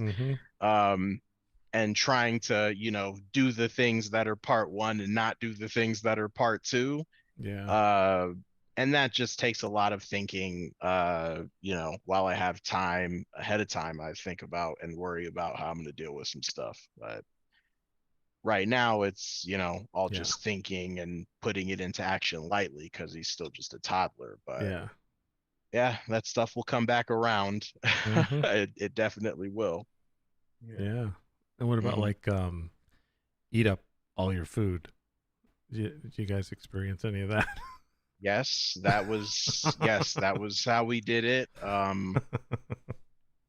Yes, you needed to have, you could get out of that with good enough reason, at least. But yeah, that was basically the expectation. Yeah, and there were some times you were allowed to have a preference about what it is you were eating. Oh, right. Like, exactly. nah, this is what we're eating. Like that. Oh, you don't like that? Well, you'll make it, eat that. That's what that was. So yeah, it is hard. And now in situations I have to think about, well, he's a toddler now, and there's one way of dealing with them. But then as we figure out how we're going to really communicate with each other when he's really talking and all of that type of stuff, then you have to really kind of be mindful and serious about how you're applying your philosophy and whether you're doing that consistently. And yeah, I do think that that's, at least of some bit of concern for me. They have that saying where if you go through bad things when you're a kid, you know what not to do or whatever. And sure, I believe that to some extent, but I think if you go through bad things as a kid, then you grow up not adjusted properly, and you have to be mindful and concerned that maybe you're going to apply some shit incorrectly because you haven't seen what right looks like. So that for me is something that I am concerned about, but what are you going to do? Be mindful of it and drive on, I guess. Yeah. Yeah, it's difficult. Some people do exactly what their parents did. I mean, I'm very different than my parents, but I also know parents that are exactly like their parents. Like it's you always say, oh, I'm not going to be like my parents when I grow up, but then you still were taught a certain way, especially if you were taught what love is. Because some I was taught love was at any moment someone's going to start yelling, and it's going to be really scary, but I'll get an apology tomorrow, and maybe I'll get a toy. That was love for me, or I'd get a something. You're my son. I'm sorry I yell sometimes, but it's because I care about you. And like, Dad, you're really scary. that's a weird way to show love to me, because it makes you think because you get all these brain engrams that all these pathways built, and now you may not believe it, but you start seeking out people that remind you of love, and they're not good for you if you had that kind of a childhood. So you end up with a tyrant for a spouse, or an abusive person for a spouse, or something like that. I hate that because it's so true and feels so true and has to be so true. And they have that kind of saying that like you marry your mom or your dad, depending on which way you're going. And it makes me feel horrible because I'm kind of like, well, dang, I'm not sure my wife really has great memories of her dad. Like if I'm like that, then I'm like, really, I could be pretty trash at this. That feels kind of scary to me. Interesting. But then I can see how my wife is so much like my mom instead of being like my grandmother, which is weird to me because I feel like I was with my grandparents for so much of growing up and so many sort of integral moments that, I guess it could go one way or the other. But yeah, that is a super interesting thing, but it's devastating how sort of like real that seems and true that seems. And yeah, what I can take from it. Yeah. Jayson kind of rekindled a memory when he said, what is love? Because I remember when I was a child and my mom would buy food. Remember, my mother's single parent. And I'm like, thank you, Mom. She's saying, thank God, or these are her type of responses. And the reason why I'm talking about community why it's so important, because I can only imagine a single parent raising 3 children. You're stressed all the damn time. Oh yeah. Like you would love to show your children love and affection, but you're trying to figure out how you can keep these lights on. Yep. How you going to pay the rent? Yeah. And my mother was a nurse. It wasn't like she was like sitting around without education. My mother was a nurse. She was trying to provide for her family, but at the end of the day, it was still like overwhelming. You just came full circle. That was the whole thing about parents and how can we be better parents. make us whole. America, let us have a chance to make enough money to be comfortable, so we're not stressed all the freaking time. Because that can really, like I said about the generational wealth, and I'm playing the stock market, and I'm somehow I have an aptitude for it. I didn't know I was going to, but I do. If I did not, if I had to go get a job 9 to 5, 40 hours a week, I don't know what the hell I would do. Luke requires a lot of attention. He's autistic, and if I were gone 8 hours a day, and he goes to school at 7:30 to 2:30, what job am I what job do I get? What do I, and then if he's sick, I have to go get him. What job do I go get?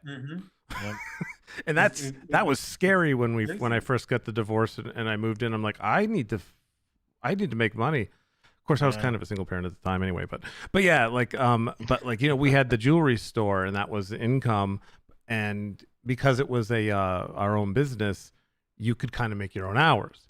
But I wasn't the jewelry person. My wife was. So I wasn't prepared to go and carry on the legacy of the jewelry store. So I had to figure out, what am I going to do for a job? And I see these people on my Facebook that are like, I have 3 kids, I work 2 jobs, I'm a single parent, and my head just wants to explode. And how do you do that? And do you ever see your kids?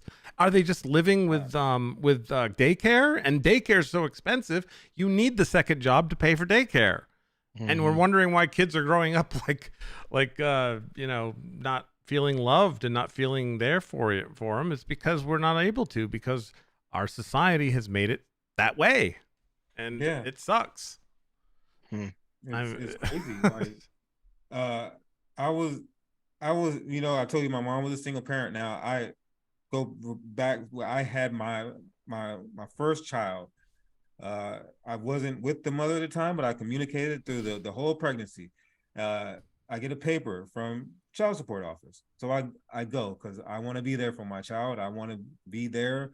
I'm still there. I still talk every day, and so I go and I sign this paper, right? Because I want to make sure that you guys know that I'm taking care of my child. At the end of the day, whose business is it that I'm taking care of my child but me and my child's, right? So I go and I sign this paper. Well, I get a little behind along the way, because who can look 18 years down the road and tell you what their finances are going to be, right? So I get behind. We're going to speed it up to when my son was 17. The mother agreed to end the case. I paid the amount that she agreed to. I paid her. Well, guess what? They don't check up on anything. So they didn't believe that I paid her, and they put more paperwork on me. Well, since I document everything after all of this, after even the lawyer who said that they could end this didn't end it, and I paid. And so I had to prove myself. I had to prove the fraud, even though they did the investigation on the fraud. They would never tell me how much they took off for the fraud. They just closed the case, so I'm paying it off. But and the whole time, my point is, they took my license away. I know that being a father affects your ability to drive a car. What? And also, doesn't that limit my ability to provide for my family, taking away my license? What the hell does that have to do with anything? Exactly. This is all connected to the crime bill and Clinton's. You talking about 94 crime bills? Yes. God damn it. Seriously? So you have now, you get far enough behind, and mind you, let me forget to add, they add interest. So you miss a payment. Every time I pay, there's interest that's added on. They add processing fees, but we're for the families. So the state did nothing for me or for my children. If anything, they loaned money and charged me interest for it, and I didn't ask for a loan. What the hell? Wow. So you're down on your luck. So we're gonna take your So- license away. Why don't you break my ankle? Yeah. So now I'm paying it back, right? And I'm literally almost done within a year, little over. I'll be completely done. But mind you, I paid thousands of dollars, right? And so, but most of it is interest. I'm literally have already paid the principal amount. Now, even now when I talk to these people and I tell them what's going on, like my daughter was having problems with school, and I like told them and suggested and tried to get help. They're like, well, we can't do nothing about that. You know, you have to take care of that on your own. You have to call the courts. What the fuck? You're telling me to call the courts, and you guys stand on caring about children and being involved. It's ridiculous. So you have people who are literally incarcerated right now because of the fact that they were poor or just signed a contract that didn't know they were signing on to. Yeah. It's so unfortunate because then it limits you to the type of jobs you could get. Now, I'm not saying that people shouldn't take care of the responsibility, but what I am saying, when the government says that they are going to help you, they should help you.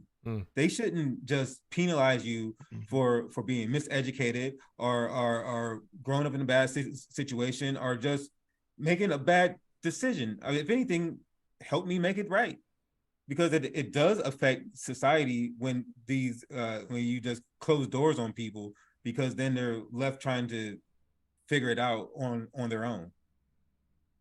Yeah. Wow. Jeez, I'm blown away by the license thing. I do not what is their reasoning? Even now, I've passed the test here in this state. Now I have to prove I had a license in my previous state, and the previous state told me that they only keep records for up to 5 years. Now you tell me, but they still have record that I owed them money. But they didn't have record that I have a driver's license. Yep.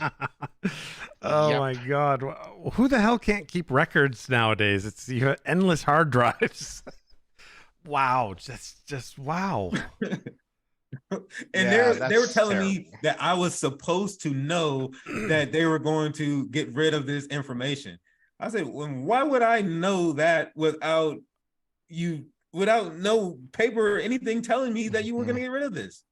So for a license, so you just have to start over, like go to driver's ed and stuff? I've taken the test. I paid the majority of my fines off, but now they want me to do behind the wheel. But to me, that's like a slap in the face when you've been driving for years. And also I'm in a state where like you have to have insurance to do the driving test. God. So how do I do that?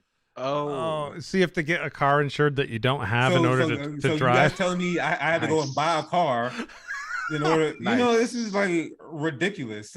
Nice. That keeps the economy circulating. There you go. That's good policy. Yeah.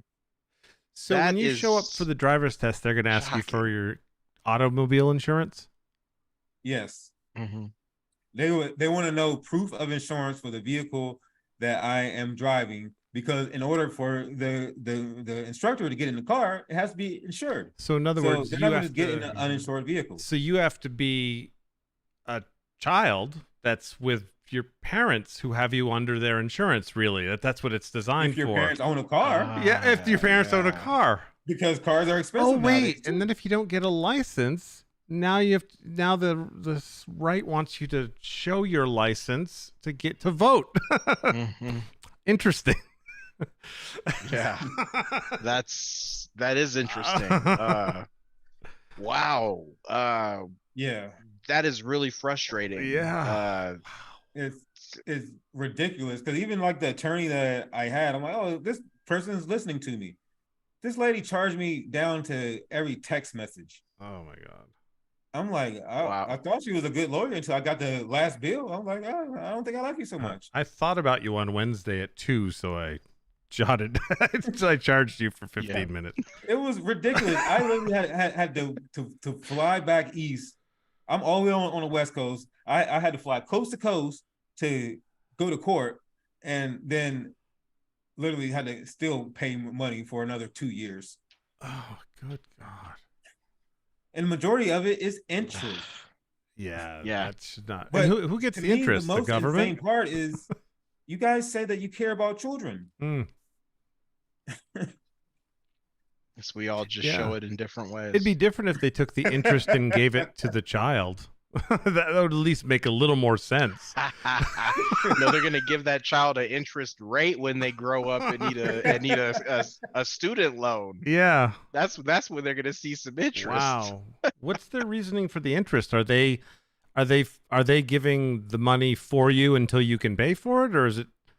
Well, they don't really justify it. They just say, just what are you gonna do about it?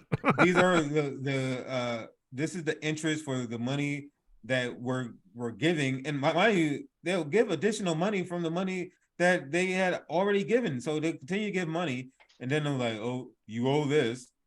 I'm like, but at the time, like now, my credit is really good, but before my credit wasn't even that good, and you're still out loaning out money, knowing that I don't have good credit. Oh, so God.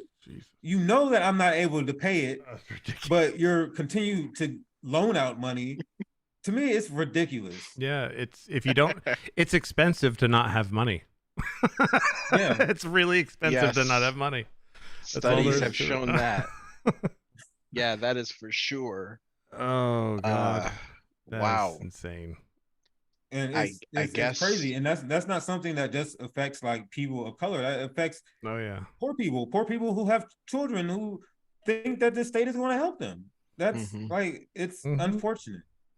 Yeah, if you don't have money and you don't have a credit card, and the credit card's paid, it has to be paid off. Your credit isn't good, and if your credit's not good and you want to go buy something, your interest rate for whatever you're going to buy is going to be higher because you have less money. Sounds like a good system to me. But if you can afford it, we are going to give you a deal on your interest rate. Exactly. And then knowing that, it makes it understandable how people are willing to sell drugs and to traffic other items. Oh yeah. It's not like they just sign up for it from the get-go. Yeah. No, they were like, my back is against the wall. Yeah. You have some people who like working and like to receive their paycheck and like to know that they can actually buy for their child what they feel that they need. Instead of you saying, here, send this money to the other parent and let them figure out what the child needs. And and anything that I might buy extra, that's considered a gift. So if I see them that my child needs shoes, that's a gift. If I see that my child needs socks or pants because the other parent was unable because maybe her bills were too high or just was going through something or just was misusing the funds, it's a gift. That doesn't count as part of the payment. No, it's a gift. Well, stay married, folks. Yeah. And if all else fails, just join the military. Yeah, that's right. That's right. They'll pay you an allowance, and it increases a bit if you have more kids. So whatever you do, don't start making a little more money, because if you make a little more money, you aren't going to get benefits anymore for being poor, but you won't be making enough money to survive. So if you're going to make more money, make a lot more money somehow. Yeah, and if the mother knows and she has an open case that you're making more money and you open your mouth, she can go back to the court and tell them that you're making more money and she needs more money because she can't pay her bills. Yep. Just that simple. Well, I feel like if anybody is watching this and they, if you're watching this at some time in the future and you were thinking about having kids, you may not be so cheery on the subject right now, but bring it back. Bring it back, Alex. Yeah, I will have you all know that at least these two gentlemen with me would generally recommend the situation to most people. So let me try to, I guess, pivot us into something that'll give someone some nice touchy feelies before we go too deep down the rabbit hole. Yeah. So something that keep in mind that was one about, statistic that he told us. Yeah. Well, Yeah. I would just I would say that to me, I would do it again in a heartbeat because the lessons and the stories that I have learned from my children, the older ones particularly, is these are lessons that I could not have learned from another adult. I couldn't have understood why someone would want to try to do better, or what interests them in life. Because I'm 41. I don't see much hope, or that's why I think I it's know. good to have. No, I mean it's honestly it's good to have children, because when you have different ages, you have different perspectives.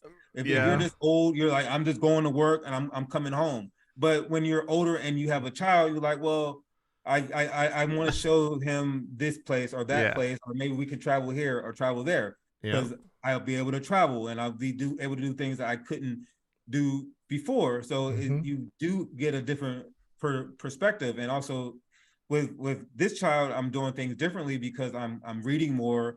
I've bettered myself. So not only do I have the relationship with my other children that's it's getting increasingly stronger and so strong. Like I'm telling them things like my son, when I went back east the last time, he told me that I should run for president, because he told me that no one is telling him, and he said, why isn't no one telling him the things that I'm telling him? And it's the reason why you won't be president too. But then I realized he wasn't joking. No, he was actually being serious, because he, like, I remember when my son was younger, he was like so playful, but once he hit his teenage years, he got more serious, just like I did. And I didn't want my son to get serious. I mean, I want you to understand the world, but I also want you to be able to be happy at times. So now I'm glad that he's able to still find things to laugh about, or things that interest him. So growing up without a father, I feel like I did good, in the way that even though I'm on a whole nother coast, my kids will call me, they will text me, and they will let me know when they're doing good. They will let me know when they're doing bad. And they will say, thanks, Dad, I miss you.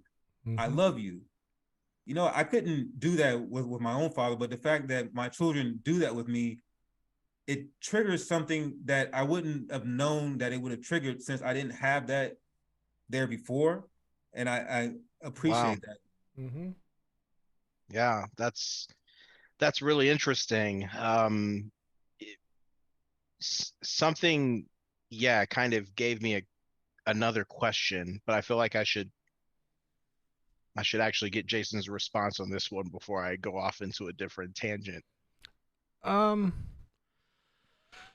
No, I think he said it really well, personally. Yeah. Yeah, I don't know. It's a little, it's a little depressing. Well, I guess here it is with Luke. Okay, when I was before I had children, I 1000% knew I did not want children. 1001, 10,000. I did not want children. I didn't have a problem with them. I just didn't ever want someone to depend on me, because I had a lot of stuff I wanted to do. I wanted to either sing, or I wanted to make films, or I wanted to be an actor, or I wanted to do something. And I knew that a little child was going to be a problem. But my wife at the time was really into having a child. And eventually I was like, you know what? Maybe I should give up on that stuff and do the family thing. And I remember saying to her, I do not want a child. I will say this, though. I am positive once I have a child, I have faith in the fact that that biological thing will happen, and I will love the child. I don't love the child on this side of him at all. I do not want the little dependent. I have no interest in it. Week after Luke was born, I felt that I'll kill you if you go near my child feeling. That really visceral, like, protection, love, like, you start fantasizing about terrible things, and because you want to be prepared for every single moment. And and it's a horrible feeling. And then when he started to develop and do different things, of course, again, he's autistic, so it's very delayed, but to this day he does things that make me just, call up my best friend and be like, oh my god. So today, and it's exciting. Is it what I wanted to do? No. Do I find joys in it? Yes, I definitely do. And would I change it? No, because I know Luke now, which is exactly what I said would happen. I will absolutely love my child once it's born. On the other side, where I didn't have one, I had no interest whatsoever. But yeah, it makes me feel pretty damn good just tucking him in. I love tucking Luke in. I absolutely love tucking him in. I don't know why. It is just so neat to go in there and he's sleeping. I love putting the blanket on him, and he, for some reason, smiles when he's sleeping. He'll just smile. I'll be like, and I'll come out all happy. It's wonderful. He's just so cute. Yeah. I mean, I can totally relate to that because I was. I think one of the key things, I guess, that I would always talk about to people before I had kids or when I had a social life, I was always about the not having kids. It wasn't going to be something, it wasn't for me, similar to what you said, Jayson, but you said you didn't have a problem with them. And maybe I was more leaning towards the, no, I actually don't like you, little kid, kind of, that's how I was. But of course it would always be different for little kids that were in my family. I would understand that I have some different feeling towards them than the mass of other little kids that I didn't want to be near me. So that was one thing. But yeah, even when we got married, I think we were sort of aligned on the we're not going to have kids plan when we got married. But I think that I kind of always knew, my wife has a very maternal air about her, if you want to call it that. So I think that it became more and more obvious as we became more serious that, oh, this will be, a really important thing for her. And I felt very similar to what Jayson said, kind of like, well, that's not really my jam, but I do think that I'm a human and have observed enough in the rest of humanity that there's a difference between the opinion I have on this side of it and the opinion that I'll have on the other side of it. Uh, and that was kind of the way that, I resolved to be about it. But yeah, it's just interesting that you described it that way because I don't know how rare or common it is for someone to feel that way either about becoming a father or mother or whatever type of thing. But yeah, that's how it was. But like you said, you can't imagine undoing it. That's not the way that it works. Like you'll have things that you miss about the time before. Yes. For sure there will be those things, but it's a very big gap between missing those things and wanting to basically undo the whole thing. Yeah. No matter how much strife that it comes with. So it's a hard thing to describe to people before that happens to them. Yeah, it's definitely. I miss playing D&D for 9 hours with my friends and eating pizza and not having a care in the world and going to work at 2 p.m. the next day and doing the same thing the next night, and then I have band practice the next day, and and I'm writing a script and I'm trying to get people together to make a film, and girlfriends, like it was just peaceful. Now it's stressful and can be super joyful at times for sure. But you have to change your life. You have to just decide those things can't happen anymore, especially if you're a single parent, because you don't have anybody to give you a break. There's no break. I haven't had a break in 6 years. Yeah, that's true. Sometimes my wife and I will be jealous of you know, if people are, you know, they have a kid and they have like family nearby that's, you know, can help with things and you know, cover down on stuff. But uh yeah, like when you think about if one of us were out of the equation, just how much more extreme the imbalance would be and how difficult it would be to ever just not be vigilant, hyper vigilant in a moment. That's, I mean, that's a lot of, I don't know, burden, if you want to call it that, like not to put a negative connotation on it, but it is a significant thing to deal with. So yeah, you can't imagine like how hard it is. Well, you can imagine how hard it is before you're in that situation, but I'm sure that there are just aspects to it that are just difficult to appreciate unless, you know, that's happening to you. It's yeah, gotta be very exhausting. Well, the biggest thing for me is I have said no to everyone I've ever known. Like I have a lot of people that are always like, "Hey, we should get together, or we should have a call sometime, or we should hey, you want to go to lunch?" Yeah. And I'm just like, "I'm free. Well, I have to probably sleep because more than likely Luke's going to get up in the middle of the night the night before, so after I drop him off at school, I'm going to go home and take a nap, maybe 4 hours. Get up around 12. I have to pick him up at 2:30. So if you can meet me downstairs at the restaurant between 12:30 and 1, I should be able to squeeze it in, or we could just have a Zoom call after he goes to bed, which has been my social life, has been Zoom and phone call with my friend, watching movies with her, you know? Yeah. Yeah, you don't, like, I've had so many people ask me to join their band. Hey, you want to? And I live right across the street from the bar I loved playing at. And every Friday and Saturday night, I hear a band playing in there. I'm just like, yeah, fuck off. Yeah. And I can't do that anymore. Yeah. It's all gone, really. That's why I'm like, you know, so I've taken to the internet to be my thing. Like, I have a page for singing, I have a page for video game playing, I have the podcast, like, because I can chip away at all these bigger dreams I had in smaller ways. Yeah. And that's what I have to Jayson, do. I want to acknowledge you, and I want to give you a pat on the back, a virtual pat on the back, because 17% of single parent households are fathers, and you deserve to be acknowledged. Oh, thank because you. I know you don't get that often. Thank you. A lot of people, I'm actually a little shocked about how much people acknowledge it. I'm probably a little different because me and my wife we were very different. She was more of the masculine stereotypes, and I'm more of the feminine stereotypes, which is interesting.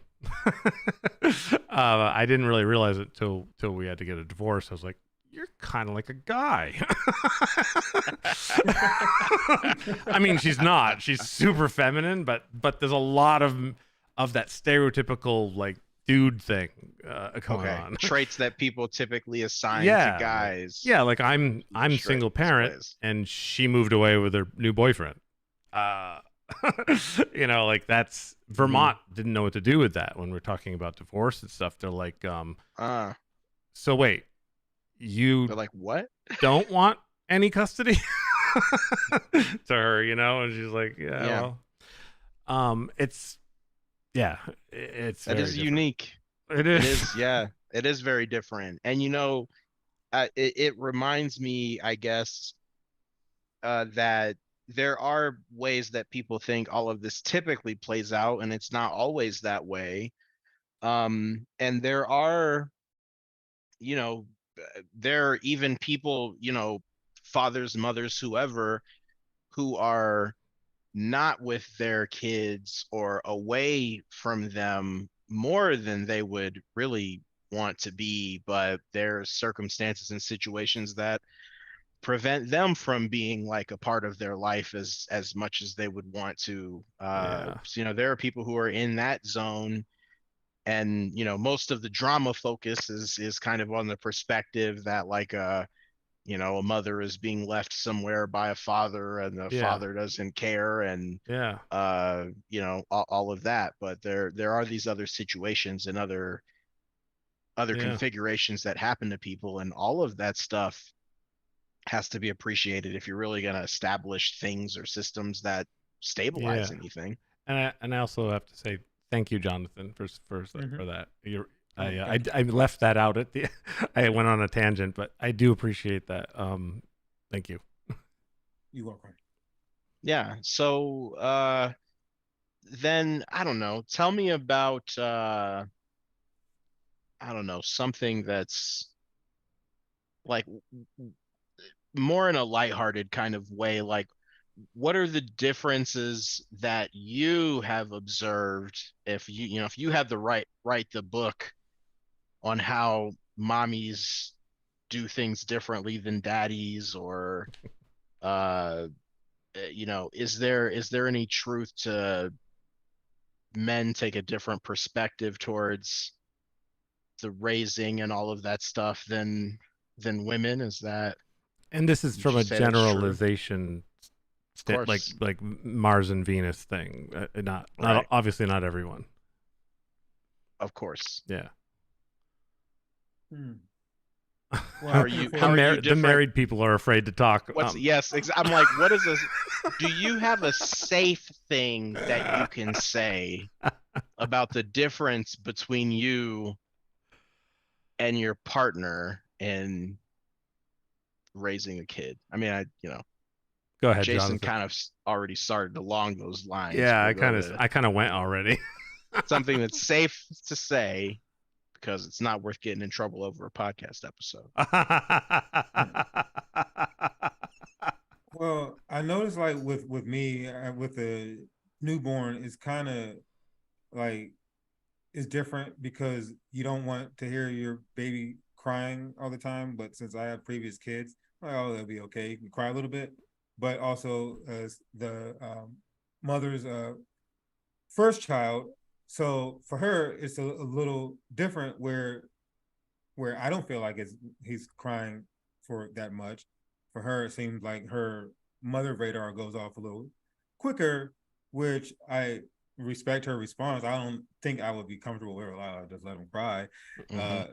But it's maybe it catches me off guard. But like, well, I'm I'm experienced, but who really is that experienced when it comes to being a parent? Because every child is different. So, but I think there's Yeah. some to get used to different parenting styles and just different ways that people may communicate with each other. Yeah. That's very interesting to me. I feel like I can relate to it to some extent, but not because I have experience. Maybe more just I don't know, numb. But yeah, no, that's very interesting, and I can kind of imagine how that, it plays out in those moments where you're kind of like, okay, oh, so some crying has started, or an issue has potentially started. Who's going to push the trigger on doing something about it? Are we going to wait? Are we going to not wait? Yeah, all that type of thing. So yeah, that's interesting. And Jayson, so I don't know for you. I mean, of course, obviously right now you're solo dad status, but you had to share the responsibilities for some amount of time too. So wondering if you have Well, anything. in the very beginning, well, like I said about the gender reversal with me and my wife, it was very much like that in throughout our marriage as well. I pretty much did everything with Luke. I even brought him to work with me because well, her thought was he's autistic, and this is her words. I can't handle him if he has a breakdown or something. Honestly, he never had a breakdown. He's one of the most wonderfully tempered children I have ever met in my life. He's just always happy. But if he does have a thing where he sits down in the ground, she can't do anything about it. She says anyway. I mean, he's big now, but she always said he was too big. But in the very beginning, I was petrified of everything to do with parenting. One of my biggest fears in the whole world was changing diapers, and it was like a real problem for me at first. Now I can do it in my sleep but Fear. fear, what were you absolutely. scared of? Poop, Doing it wrong? poop. Oh, I was legitimately being just exposed to afraid. poop. I don't like. Yeah, I mean, I think it's probably the way I was brought up. I was brought up Catholic, and everything is wrong when you're a Catholic. That's right. It is. And so, like, you shut that door if you're going to the bathroom, and oh my God, you pooped your pants, you know, when you're a little kid. I was like, you know, everything was. You were made to feel everything was horrible. Like it's wrong. So I didn't even know what it was until I thought about it more. But yeah, I was afraid of diapers more than anything. It gave me anxiety, like wiping a butt and like all that stuff freaked me out. So so in the beginning, my wife was that person. I mean, I learned pretty damn quick, but she was that person, and she helped me figure all that stuff out, which I'm grateful for sure. But once I had the reins, it was all me. Like, you got it, good. Yeah, man. yeah. Yes, yeah. I got pretty lucky with being taught stuff too. Because my wife is a pediatric occupational therapist, that's so awesome. she just has studied things and knows things, and you can just pick up and learn things and all of that. I think that what I have discovered is there's definitely still an opinion and a perspective that I can bring to stuff, because she has a more academic understanding of all of the things, and I have a more caveman understanding of the things, and sometimes that's useful too. Yeah. But yeah, it's like really helpful to have somebody that knows stuff that the average person in that situation wouldn't. It makes a lot of things easier. Yeah, for sure. Yeah. So then what are some of the things, I don't know, that you still are looking forward to? I mean, you all have kids that are basically becoming official grown-ups now, and there are things ahead of them at the start of their adult life, but then you also have younger kids who still have experiences of childhood and all of that stuff to experience. So what are like a couple of things that you're looking forward to in either standpoint, the older kids or the younger ones? Oh, well, having an 18-year-old now, I should probably mention, I don't know if it really matters, but Mila is my stepchild from my wife, and she stayed with me as well, and she's wonderful. She's a really easy person. We were talking earlier about the teen thing, and she's emotional, but she doesn't do any of the teen things that people say are bad. You know what I mean? She's like responsible. She's beautiful, smart. She's doing really great with her job. She did AP honors for school, all that stuff. Now with Luke, he's 6, autistic.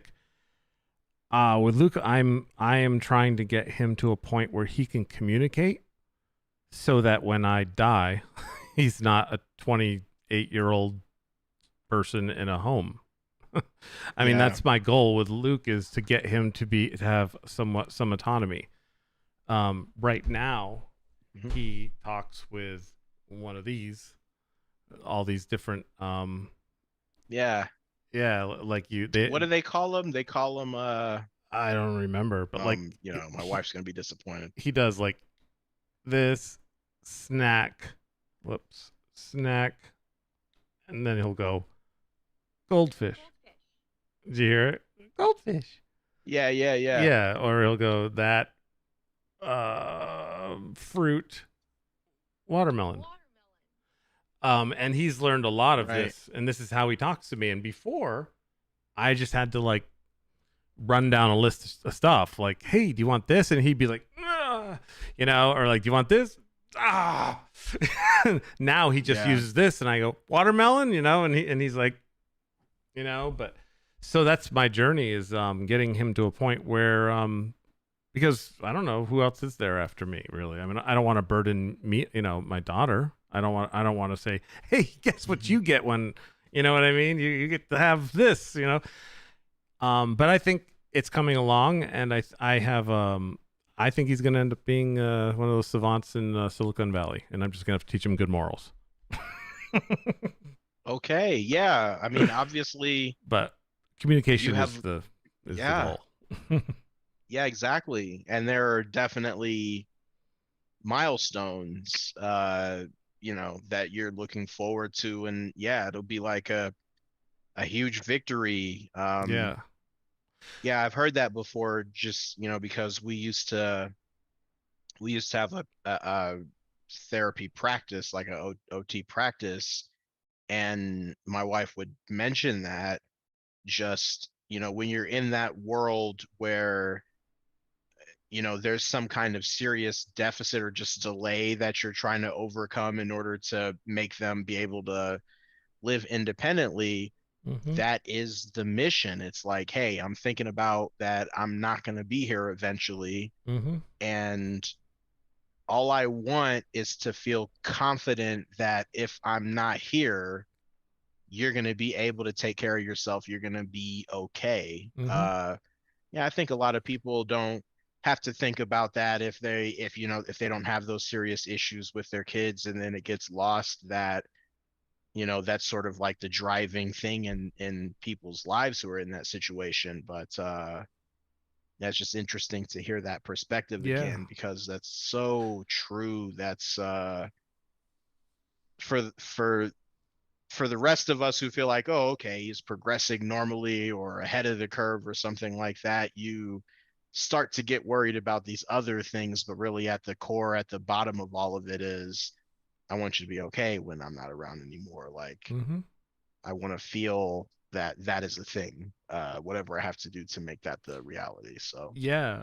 One of the big milestones he had a few months ago, and this will seem like nothing to anyone that doesn't know this, but he hit eat, snack, goldfish. So I went, okay. And this is when he was first starting to understand how to use this for certain things. And I went over and I got the goldfish, and I opened up his snack thing, and I saw him go like that. And I was like, what the hell was that? He went like that. And then he went back to it and corrected himself and went eat, snack, Cheerios. And so I went and got the Cheerios, and then he was happy. And that was like, to me, unfucking believable.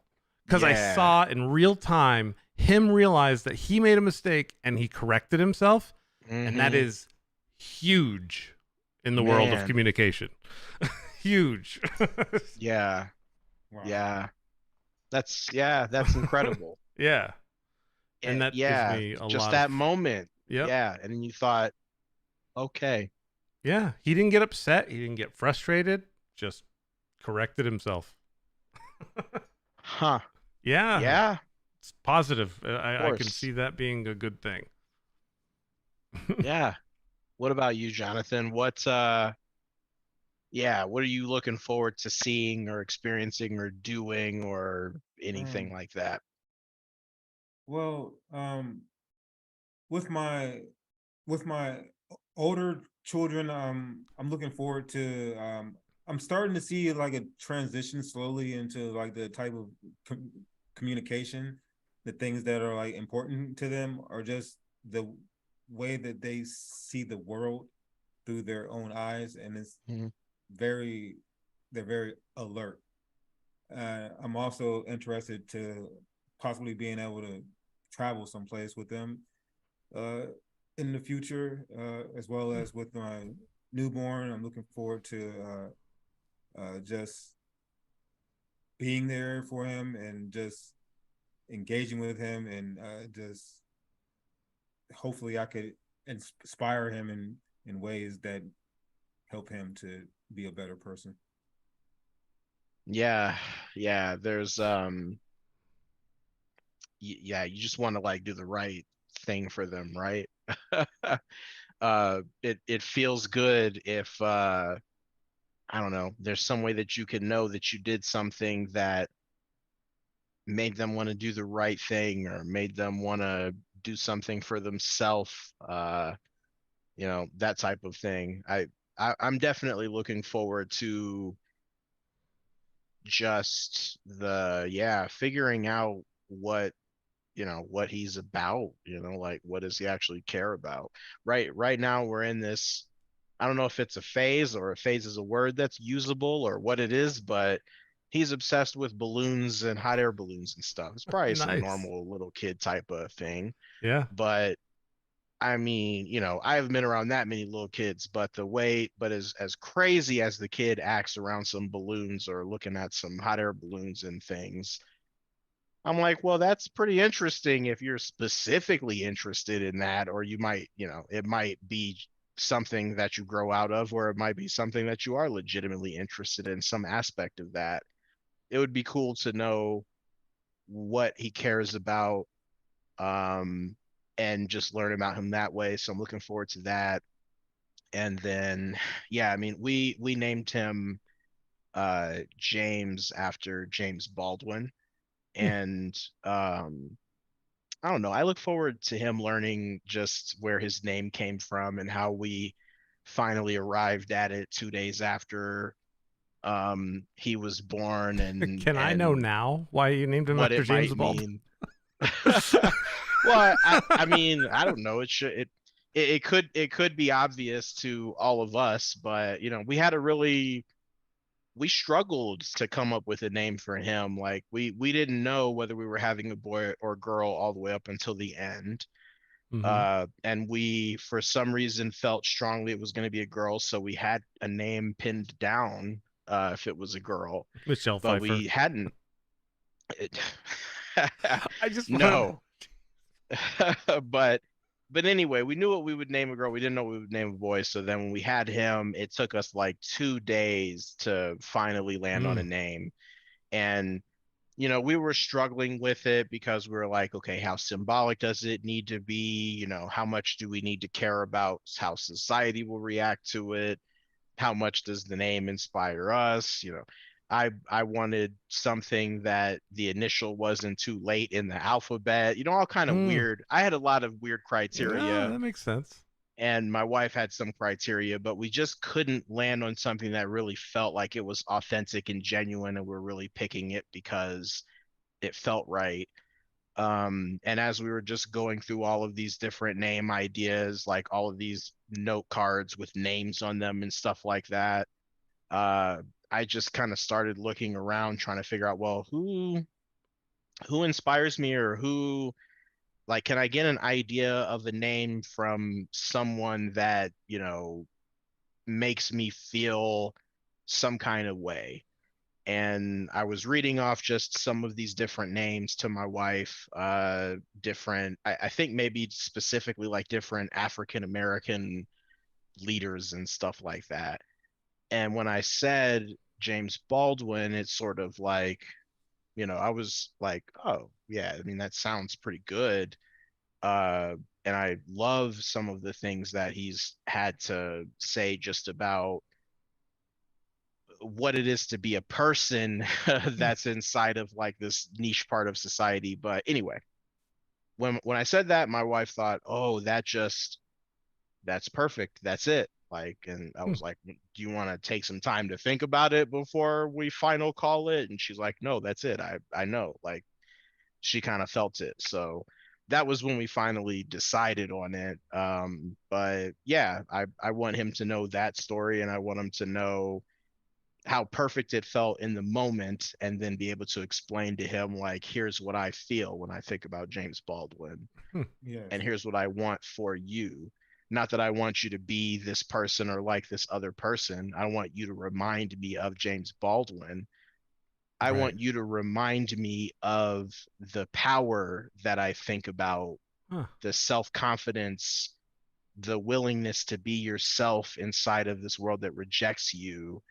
That's what I want to think about when I think of you. So yeah, it'll be probably not that dramatic or cool at all when we finally get to the point of telling him that, but that's how I'm thinking about it now in my fantasy world. Have you ever listened to the James Baldwin pin drop speech? Yes.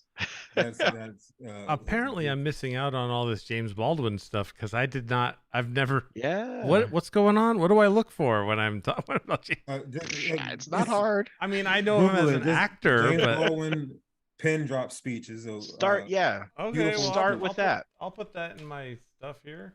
I'm just currently I'm James reading one Baldwin. of his books. James Baldwin, Going to Meet the Man.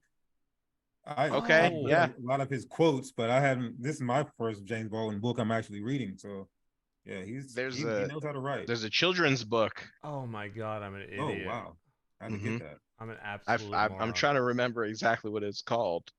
I should remember that. Oh my god. But I forget. But yeah, like Jayson, you check it. I think if you go watch, or read or watch some James Baldwin stuff, then you won't be surprised. No, I'm fine now. Are you ready? You ready for this? What? You thought we were talking about somebody else? I thought James Baldwin was one of the Baldwin brothers. I just put him as Stephen Baldwin. That's what it was. Alec Baldwin's brother. Yeah, I did. That's why I've been acting this way the whole time. And so I just put in James Baldwin, and I'm like, oh, I know who he is. So I'm thinking, like, to me, America, you were saying this is why we will never overcome. To me, it was like you were saying Stephen Baldwin. So I'm like, what? And you guys are like talking about all this stuff about him, and it's like, what am I missing? Has James Baldwin done something like incredible? Isn't he the guy in isn't he 30 in, Rock? 30 Rock. Good grief. Sorry, man. I screwed up that. Okay. All anyway, right. now you know. Yes. And you have some idea about why it maybe matters. Yes, I do. But yeah, anyway. Oh my that was God. that was just, we were all sharing things that we're looking forward to, sharing or doing or whatever it is. Because yes, there is a lot of there is a lot of joy to this, just in crevices and things that's impossible to explain to other people, that you just kind of have to experience for yourself. But it comes with the good, it comes with the bad, and sometimes you have to do a Father's Day bash so that you can complain for about 100 minutes and then say some positive stuff in the last 20 for everybody's podcasting pleasure. Yeah. Well, Jonathan, do you want to say how you guys came up with the name, or is it something you don't want to say the name, or some people are private? The name is Jaren. I forget the exact meaning. I should know this, but it has something to do with like music. It's a Jewish name. It's not. It's like in Jewish movies and stuff. It's not an official Jewish name, but some athletes have the name. It's not really popular, but you might have heard it a couple of times before. Is it Jarin? Jaron. Oh, it's my Vermont and me doing that. To sing? To sing what? Oh, is that that's the translation? It's the meaning. It says a cry of rejoicing. Yeah. That's cool. Yeah. And what about Luke? Where did Luke come from? Awesome. All right, help me with this word. Supplanter. Supplanter? What? Well, James means supplanter, whatever that is. I don't know. I don't know. So, I guess I know what it means to supplant. So then he's a supplanter. Like replace. Okay. That's weird. So Luke, I wanted to name him Jean-Luc after Jean-Luc Picard.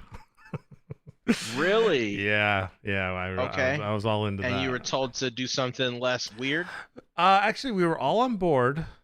And then we started to realize that Jean-Luc was a little bit pretentious for someone that wasn't, Persian and like or royalty, or it just seemed a little bit like. And we started thinking about the spelling of the name, like Gean, Jean-Luc. People would be like Jean-Luc, you know. Okay. And so we were yeah. like, no, This isn't practical. yeah. And then my wife was like, what about just Luke? And I'm a Star Wars fan, okay? She was Okay. not a Star Wars fan. Mhm. Doesn't even give But a you crap backed her about into it. No, I am one of those. You know me, so you know this is true. I started to feel bad because I knew what was going to happen if his name was Luke. I was going to get a lot of, hey, did you ever say, Luke, I'm your father? So I felt like I had to at least tell her that this was going to happen. And she said, that's not going to happen. Luke is a name from the Bible. I'm like, it ain't anymore. It's a name from Star Wars. Yes. And yes, she was just, I totally forgot it was in the Bible. Like, yeah, what? exactly. So yeah, that it ended up being Luke, but I did tell her and I did warn her, and to this day when it happens, I always am like, eh? Luke, I'm your father. Yep. And just tons of Star Wars stuff gets said, but yeah, but I had to be honest. Huh. But yeah, that's great. Jean-Luc. Yeah, I like Jean-Luc. Man. It is pretentious. Okay. So. yeah. And original is better than next generation, so I mean you were going on some tier 2 options anyway. But you did the best that you could, given tier 2 options. I guess. Well, James T. Kirk, you got there. You go. Yeah. Jim. Yeah. Well done. Just kind of. Yeah. Apparently, Luke means him. Means light giving. Okay. Yeah, that fits. Lightsaber. Yeah. Oh, I didn't even think about it that way, but yeah, I'm a nut. Yes. If you want to stay in the nerd territory, then you're right there. I'm very comfortable in nerd territory. Yeah, why not stay there? Exactly. Okay, well, we're past the 10 o'clock mark. If you guys, so you guys know, that's all the questions that I had. I had a million more, but we should definitely leave them wanting more. Yeah, yeah. We should, because we're parents, so that means that we have to go do other things. Yeah, even if it is just like sit somewhere and be half vigilant while you coast to the end of your Sunday. Yeah, that's still something. Do you have any final words, Jonathan? No, I just want to thank you all for taking time out of your busy days to come and have this conversation. I know at times it was a little, a bit much, but being a parent isn't easy, and I appreciate that we were able to move along and move through it. Yeah, we're gonna do this more, Jonathan. You're coming on more for a lot more. Yeah. Same with you, Alex. What the hell? Behind the scenes BS. You're great. You guys are awesome. See, I can't trust you. I can't trust. I can't trust my wife. I can't trust. People trying to say I should do these things. I wouldn't. I just wouldn't say anything if I didn't mean it. I would just move on with my day. I wouldn't bring it up all the time. I guess I should believe you. Yeah, you and my wife, you are just people who say actually what you think and stuff like that. But we'll see. I'll still resist you for as long as I can. And I mean that with Jonathan too. I think this has been a great conversation. And I think we could come on here and talk about some other stuff. I'm sure. Talking about like different things, nice. Travel or whatever. We'll do a travel blog. Yeah. Alex, any final thoughts from Dadland? Yeah. I was just informed by my wife that when I didn't know the name of the board thing before, it's an AAC device. And she thought I was gonna say PEX board, which I would have if I had thought of that. So she's right about that. But anyway, I guess my final thoughts on this and the Father's Day bash and stuff. Not much of any. Just I think becoming a parent has helped me understand a perspective better that I didn't have before I was. But I don't think that everybody should do it. There's like some, prerogative that everybody needs to become a parent in order to contribute to society or anything like that. We all do different stuff, but at the end of the day, it's worth, I don't know, sitting around and thinking about what people are going through, or what it is that we're all kind of collaborating towards in society and life in general. So even though I don't really like holidays at all for any reason, it's cool for us to have a reason to come do these forums and stuff like that. So Oh yeah. happy that we did it. Happy that some people came to look at it, at least for a little while. And if you're still around, please drop the thumbs up thing or whatever it is that you're supposed to do on the platform. And yeah, see you around. Yeah. I guess if I were going to say some last things, I would say the most important thing that I feel to do with a child is make them feel safe and loved. Nothing else is more important than that, I think, anyway. I know that because I did not feel safe when I was a kid. I felt a lot of anxiety and not safe. Everything was, the shoe was, the boot was going to drop at any second, all the time. And, actually, that's what my shirt. Did you? Yeah, I can't see the image, but I read that 1,000 times. Oh man, yeah, this shirt. It says, "Oh if your child doesn't look like this when you come home, you have failed as a parent." That's how I felt inside, for sure. That is childhood. Yep, your father's gonna come home and he's gonna be pissed. Oh man, yeah, yeah, exactly. So yeah. Not to get back on that tangent and make everybody depressed over again, but I'm glad that the shirt got. Yeah. The shirt became relevant at the last second. Absolutely. All right, so yeah, this was really, really fun. We're definitely gonna do more holiday or events for sure. Anyone that's watching, please subscribe and like, and feel free to share this. And also go to our social media. We're trying to, mostly YouTube. Forget about all the other stuff if you want. But yeah, YouTube most of all. Subscribe and share and comment. Please comment. We're going to re-air this on Sunday, which is really Father's Day. So I have to edit it into a more polished version. Yep. And I have a week. And Luke will be very, very, very... he will definitely be very cooperative, I'm sure, in letting me have the time to do that inside, when I'm not playing video games. But thank you very much, everybody, for watching, and we will talk to you later. What are your feelings on religion and specifically?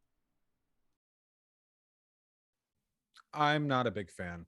I'm a fan of religion in the Durkheimian sense, where you have social rituals that reinforce the distinction between the sacred and the profane. I have a new word for my list now. What Durkheim? Emil Durkheim. He was a sociologist in the 19th century who wrote on, amid other things, religion. Sorry. Oh no, not at all. I'm very fond of his definition of religion because it doesn't involve anything supernatural. It's just rituals that people engage in to distinguish between the sacred and the profane. To that effect, a football game is a kind of religion, or football broadly, because people engage in ritualistic behavior with it, and they certainly distinguish between the sacred and the profane. You would call it, I suppose, acceptable or unacceptable sportsmanship, following the rules of the game. We do this for lots of stuff. I think those things are great. I think people need that rallying cry. I think people need that that symbol to work around. What I don't like is superstition, which unfortunately is just an inseparable part of most religion. I'm very much not a fan of that. I think it disrupts people's ability to think critically. Yeah, I would agree with that point. Yeah, there is something even to like when people are praying, like that act of chanting together, and so some of those acts, there's a lot to that can be good, but I agree with the superstition. Yeah, because going to a political protest is a ritual that you use to reinforce the distinctions between the sacred and the profane, and I've done that. That's fine. Going to a concert, a festival, like these things can be fun. And I think they elicit sometimes really positive emotions in people. It seems to be something we need, or at least something we want a lot, because we keep building these structures over and over between civilizations and time periods. We keep doing this over and over. We find excuses to get people together into stadiums and to collectively engage in behavior to distinguish between things we do and don't like. Obviously, we like doing this, whatever. But yeah, superstition. You have a Grammy nomination? You're on a CD? I work, of all things, with a new age project, and it was a. We don't talk about that in our house because my wife's still mad about it. Why? It was the year that Pat Metheny's record label decided we're going to enter Pat into a new age category here for an acoustic covers album he did, and he ended up, of course, when you're in a category with Pat Metheny, chances are, oh, I don't know, new age, huh? Oh, Pat Metheny's in it. Poop, I'll check that box. And funny, years later, I was at a Pat Metheny show because we can't play Pat Metheny in the house here because of my wife. And I was talking to Pat after the show, and I said, "Hey, my wife's still kind of upset with you." He was kind of taken aback. He goes, "Before?" I goes, "Well, that Grammy you got for the acoustic album?" He goes, "Yeah." He said, "Well," I said, "Well, we're in a category, and my wife's kind of pissed about that." She goes, he said, "That was a record label. I had nothing to do with that." He's taking it serious. And it was funny. He goes, he actually wrote, "Sorry, Wendy." He signed the program, "Sorry, Wendy." Oh, that's hilarious. So I'm hoping that you're taking the summer to have fun. Yeah, yeah, definitely. I've slowed down a bit, just because I realized how crazy it, I can't do it anymore, especially with the pandemic. Once we were in virtual learning and a lot of activities cut out, for example, I didn't have band for a lot of it because we couldn't meet in person, and I played an instrument I can't take home. So it was oh wow, now I have these extra 10 hours in the week. And then I just got more and more used to sleeping earlier, listening to podcasts, doing things that are more not active things. And now it's I physically can't even bring myself to have that many commitments anymore because I just know I won't be able to do it. Before I just push through it. Yeah.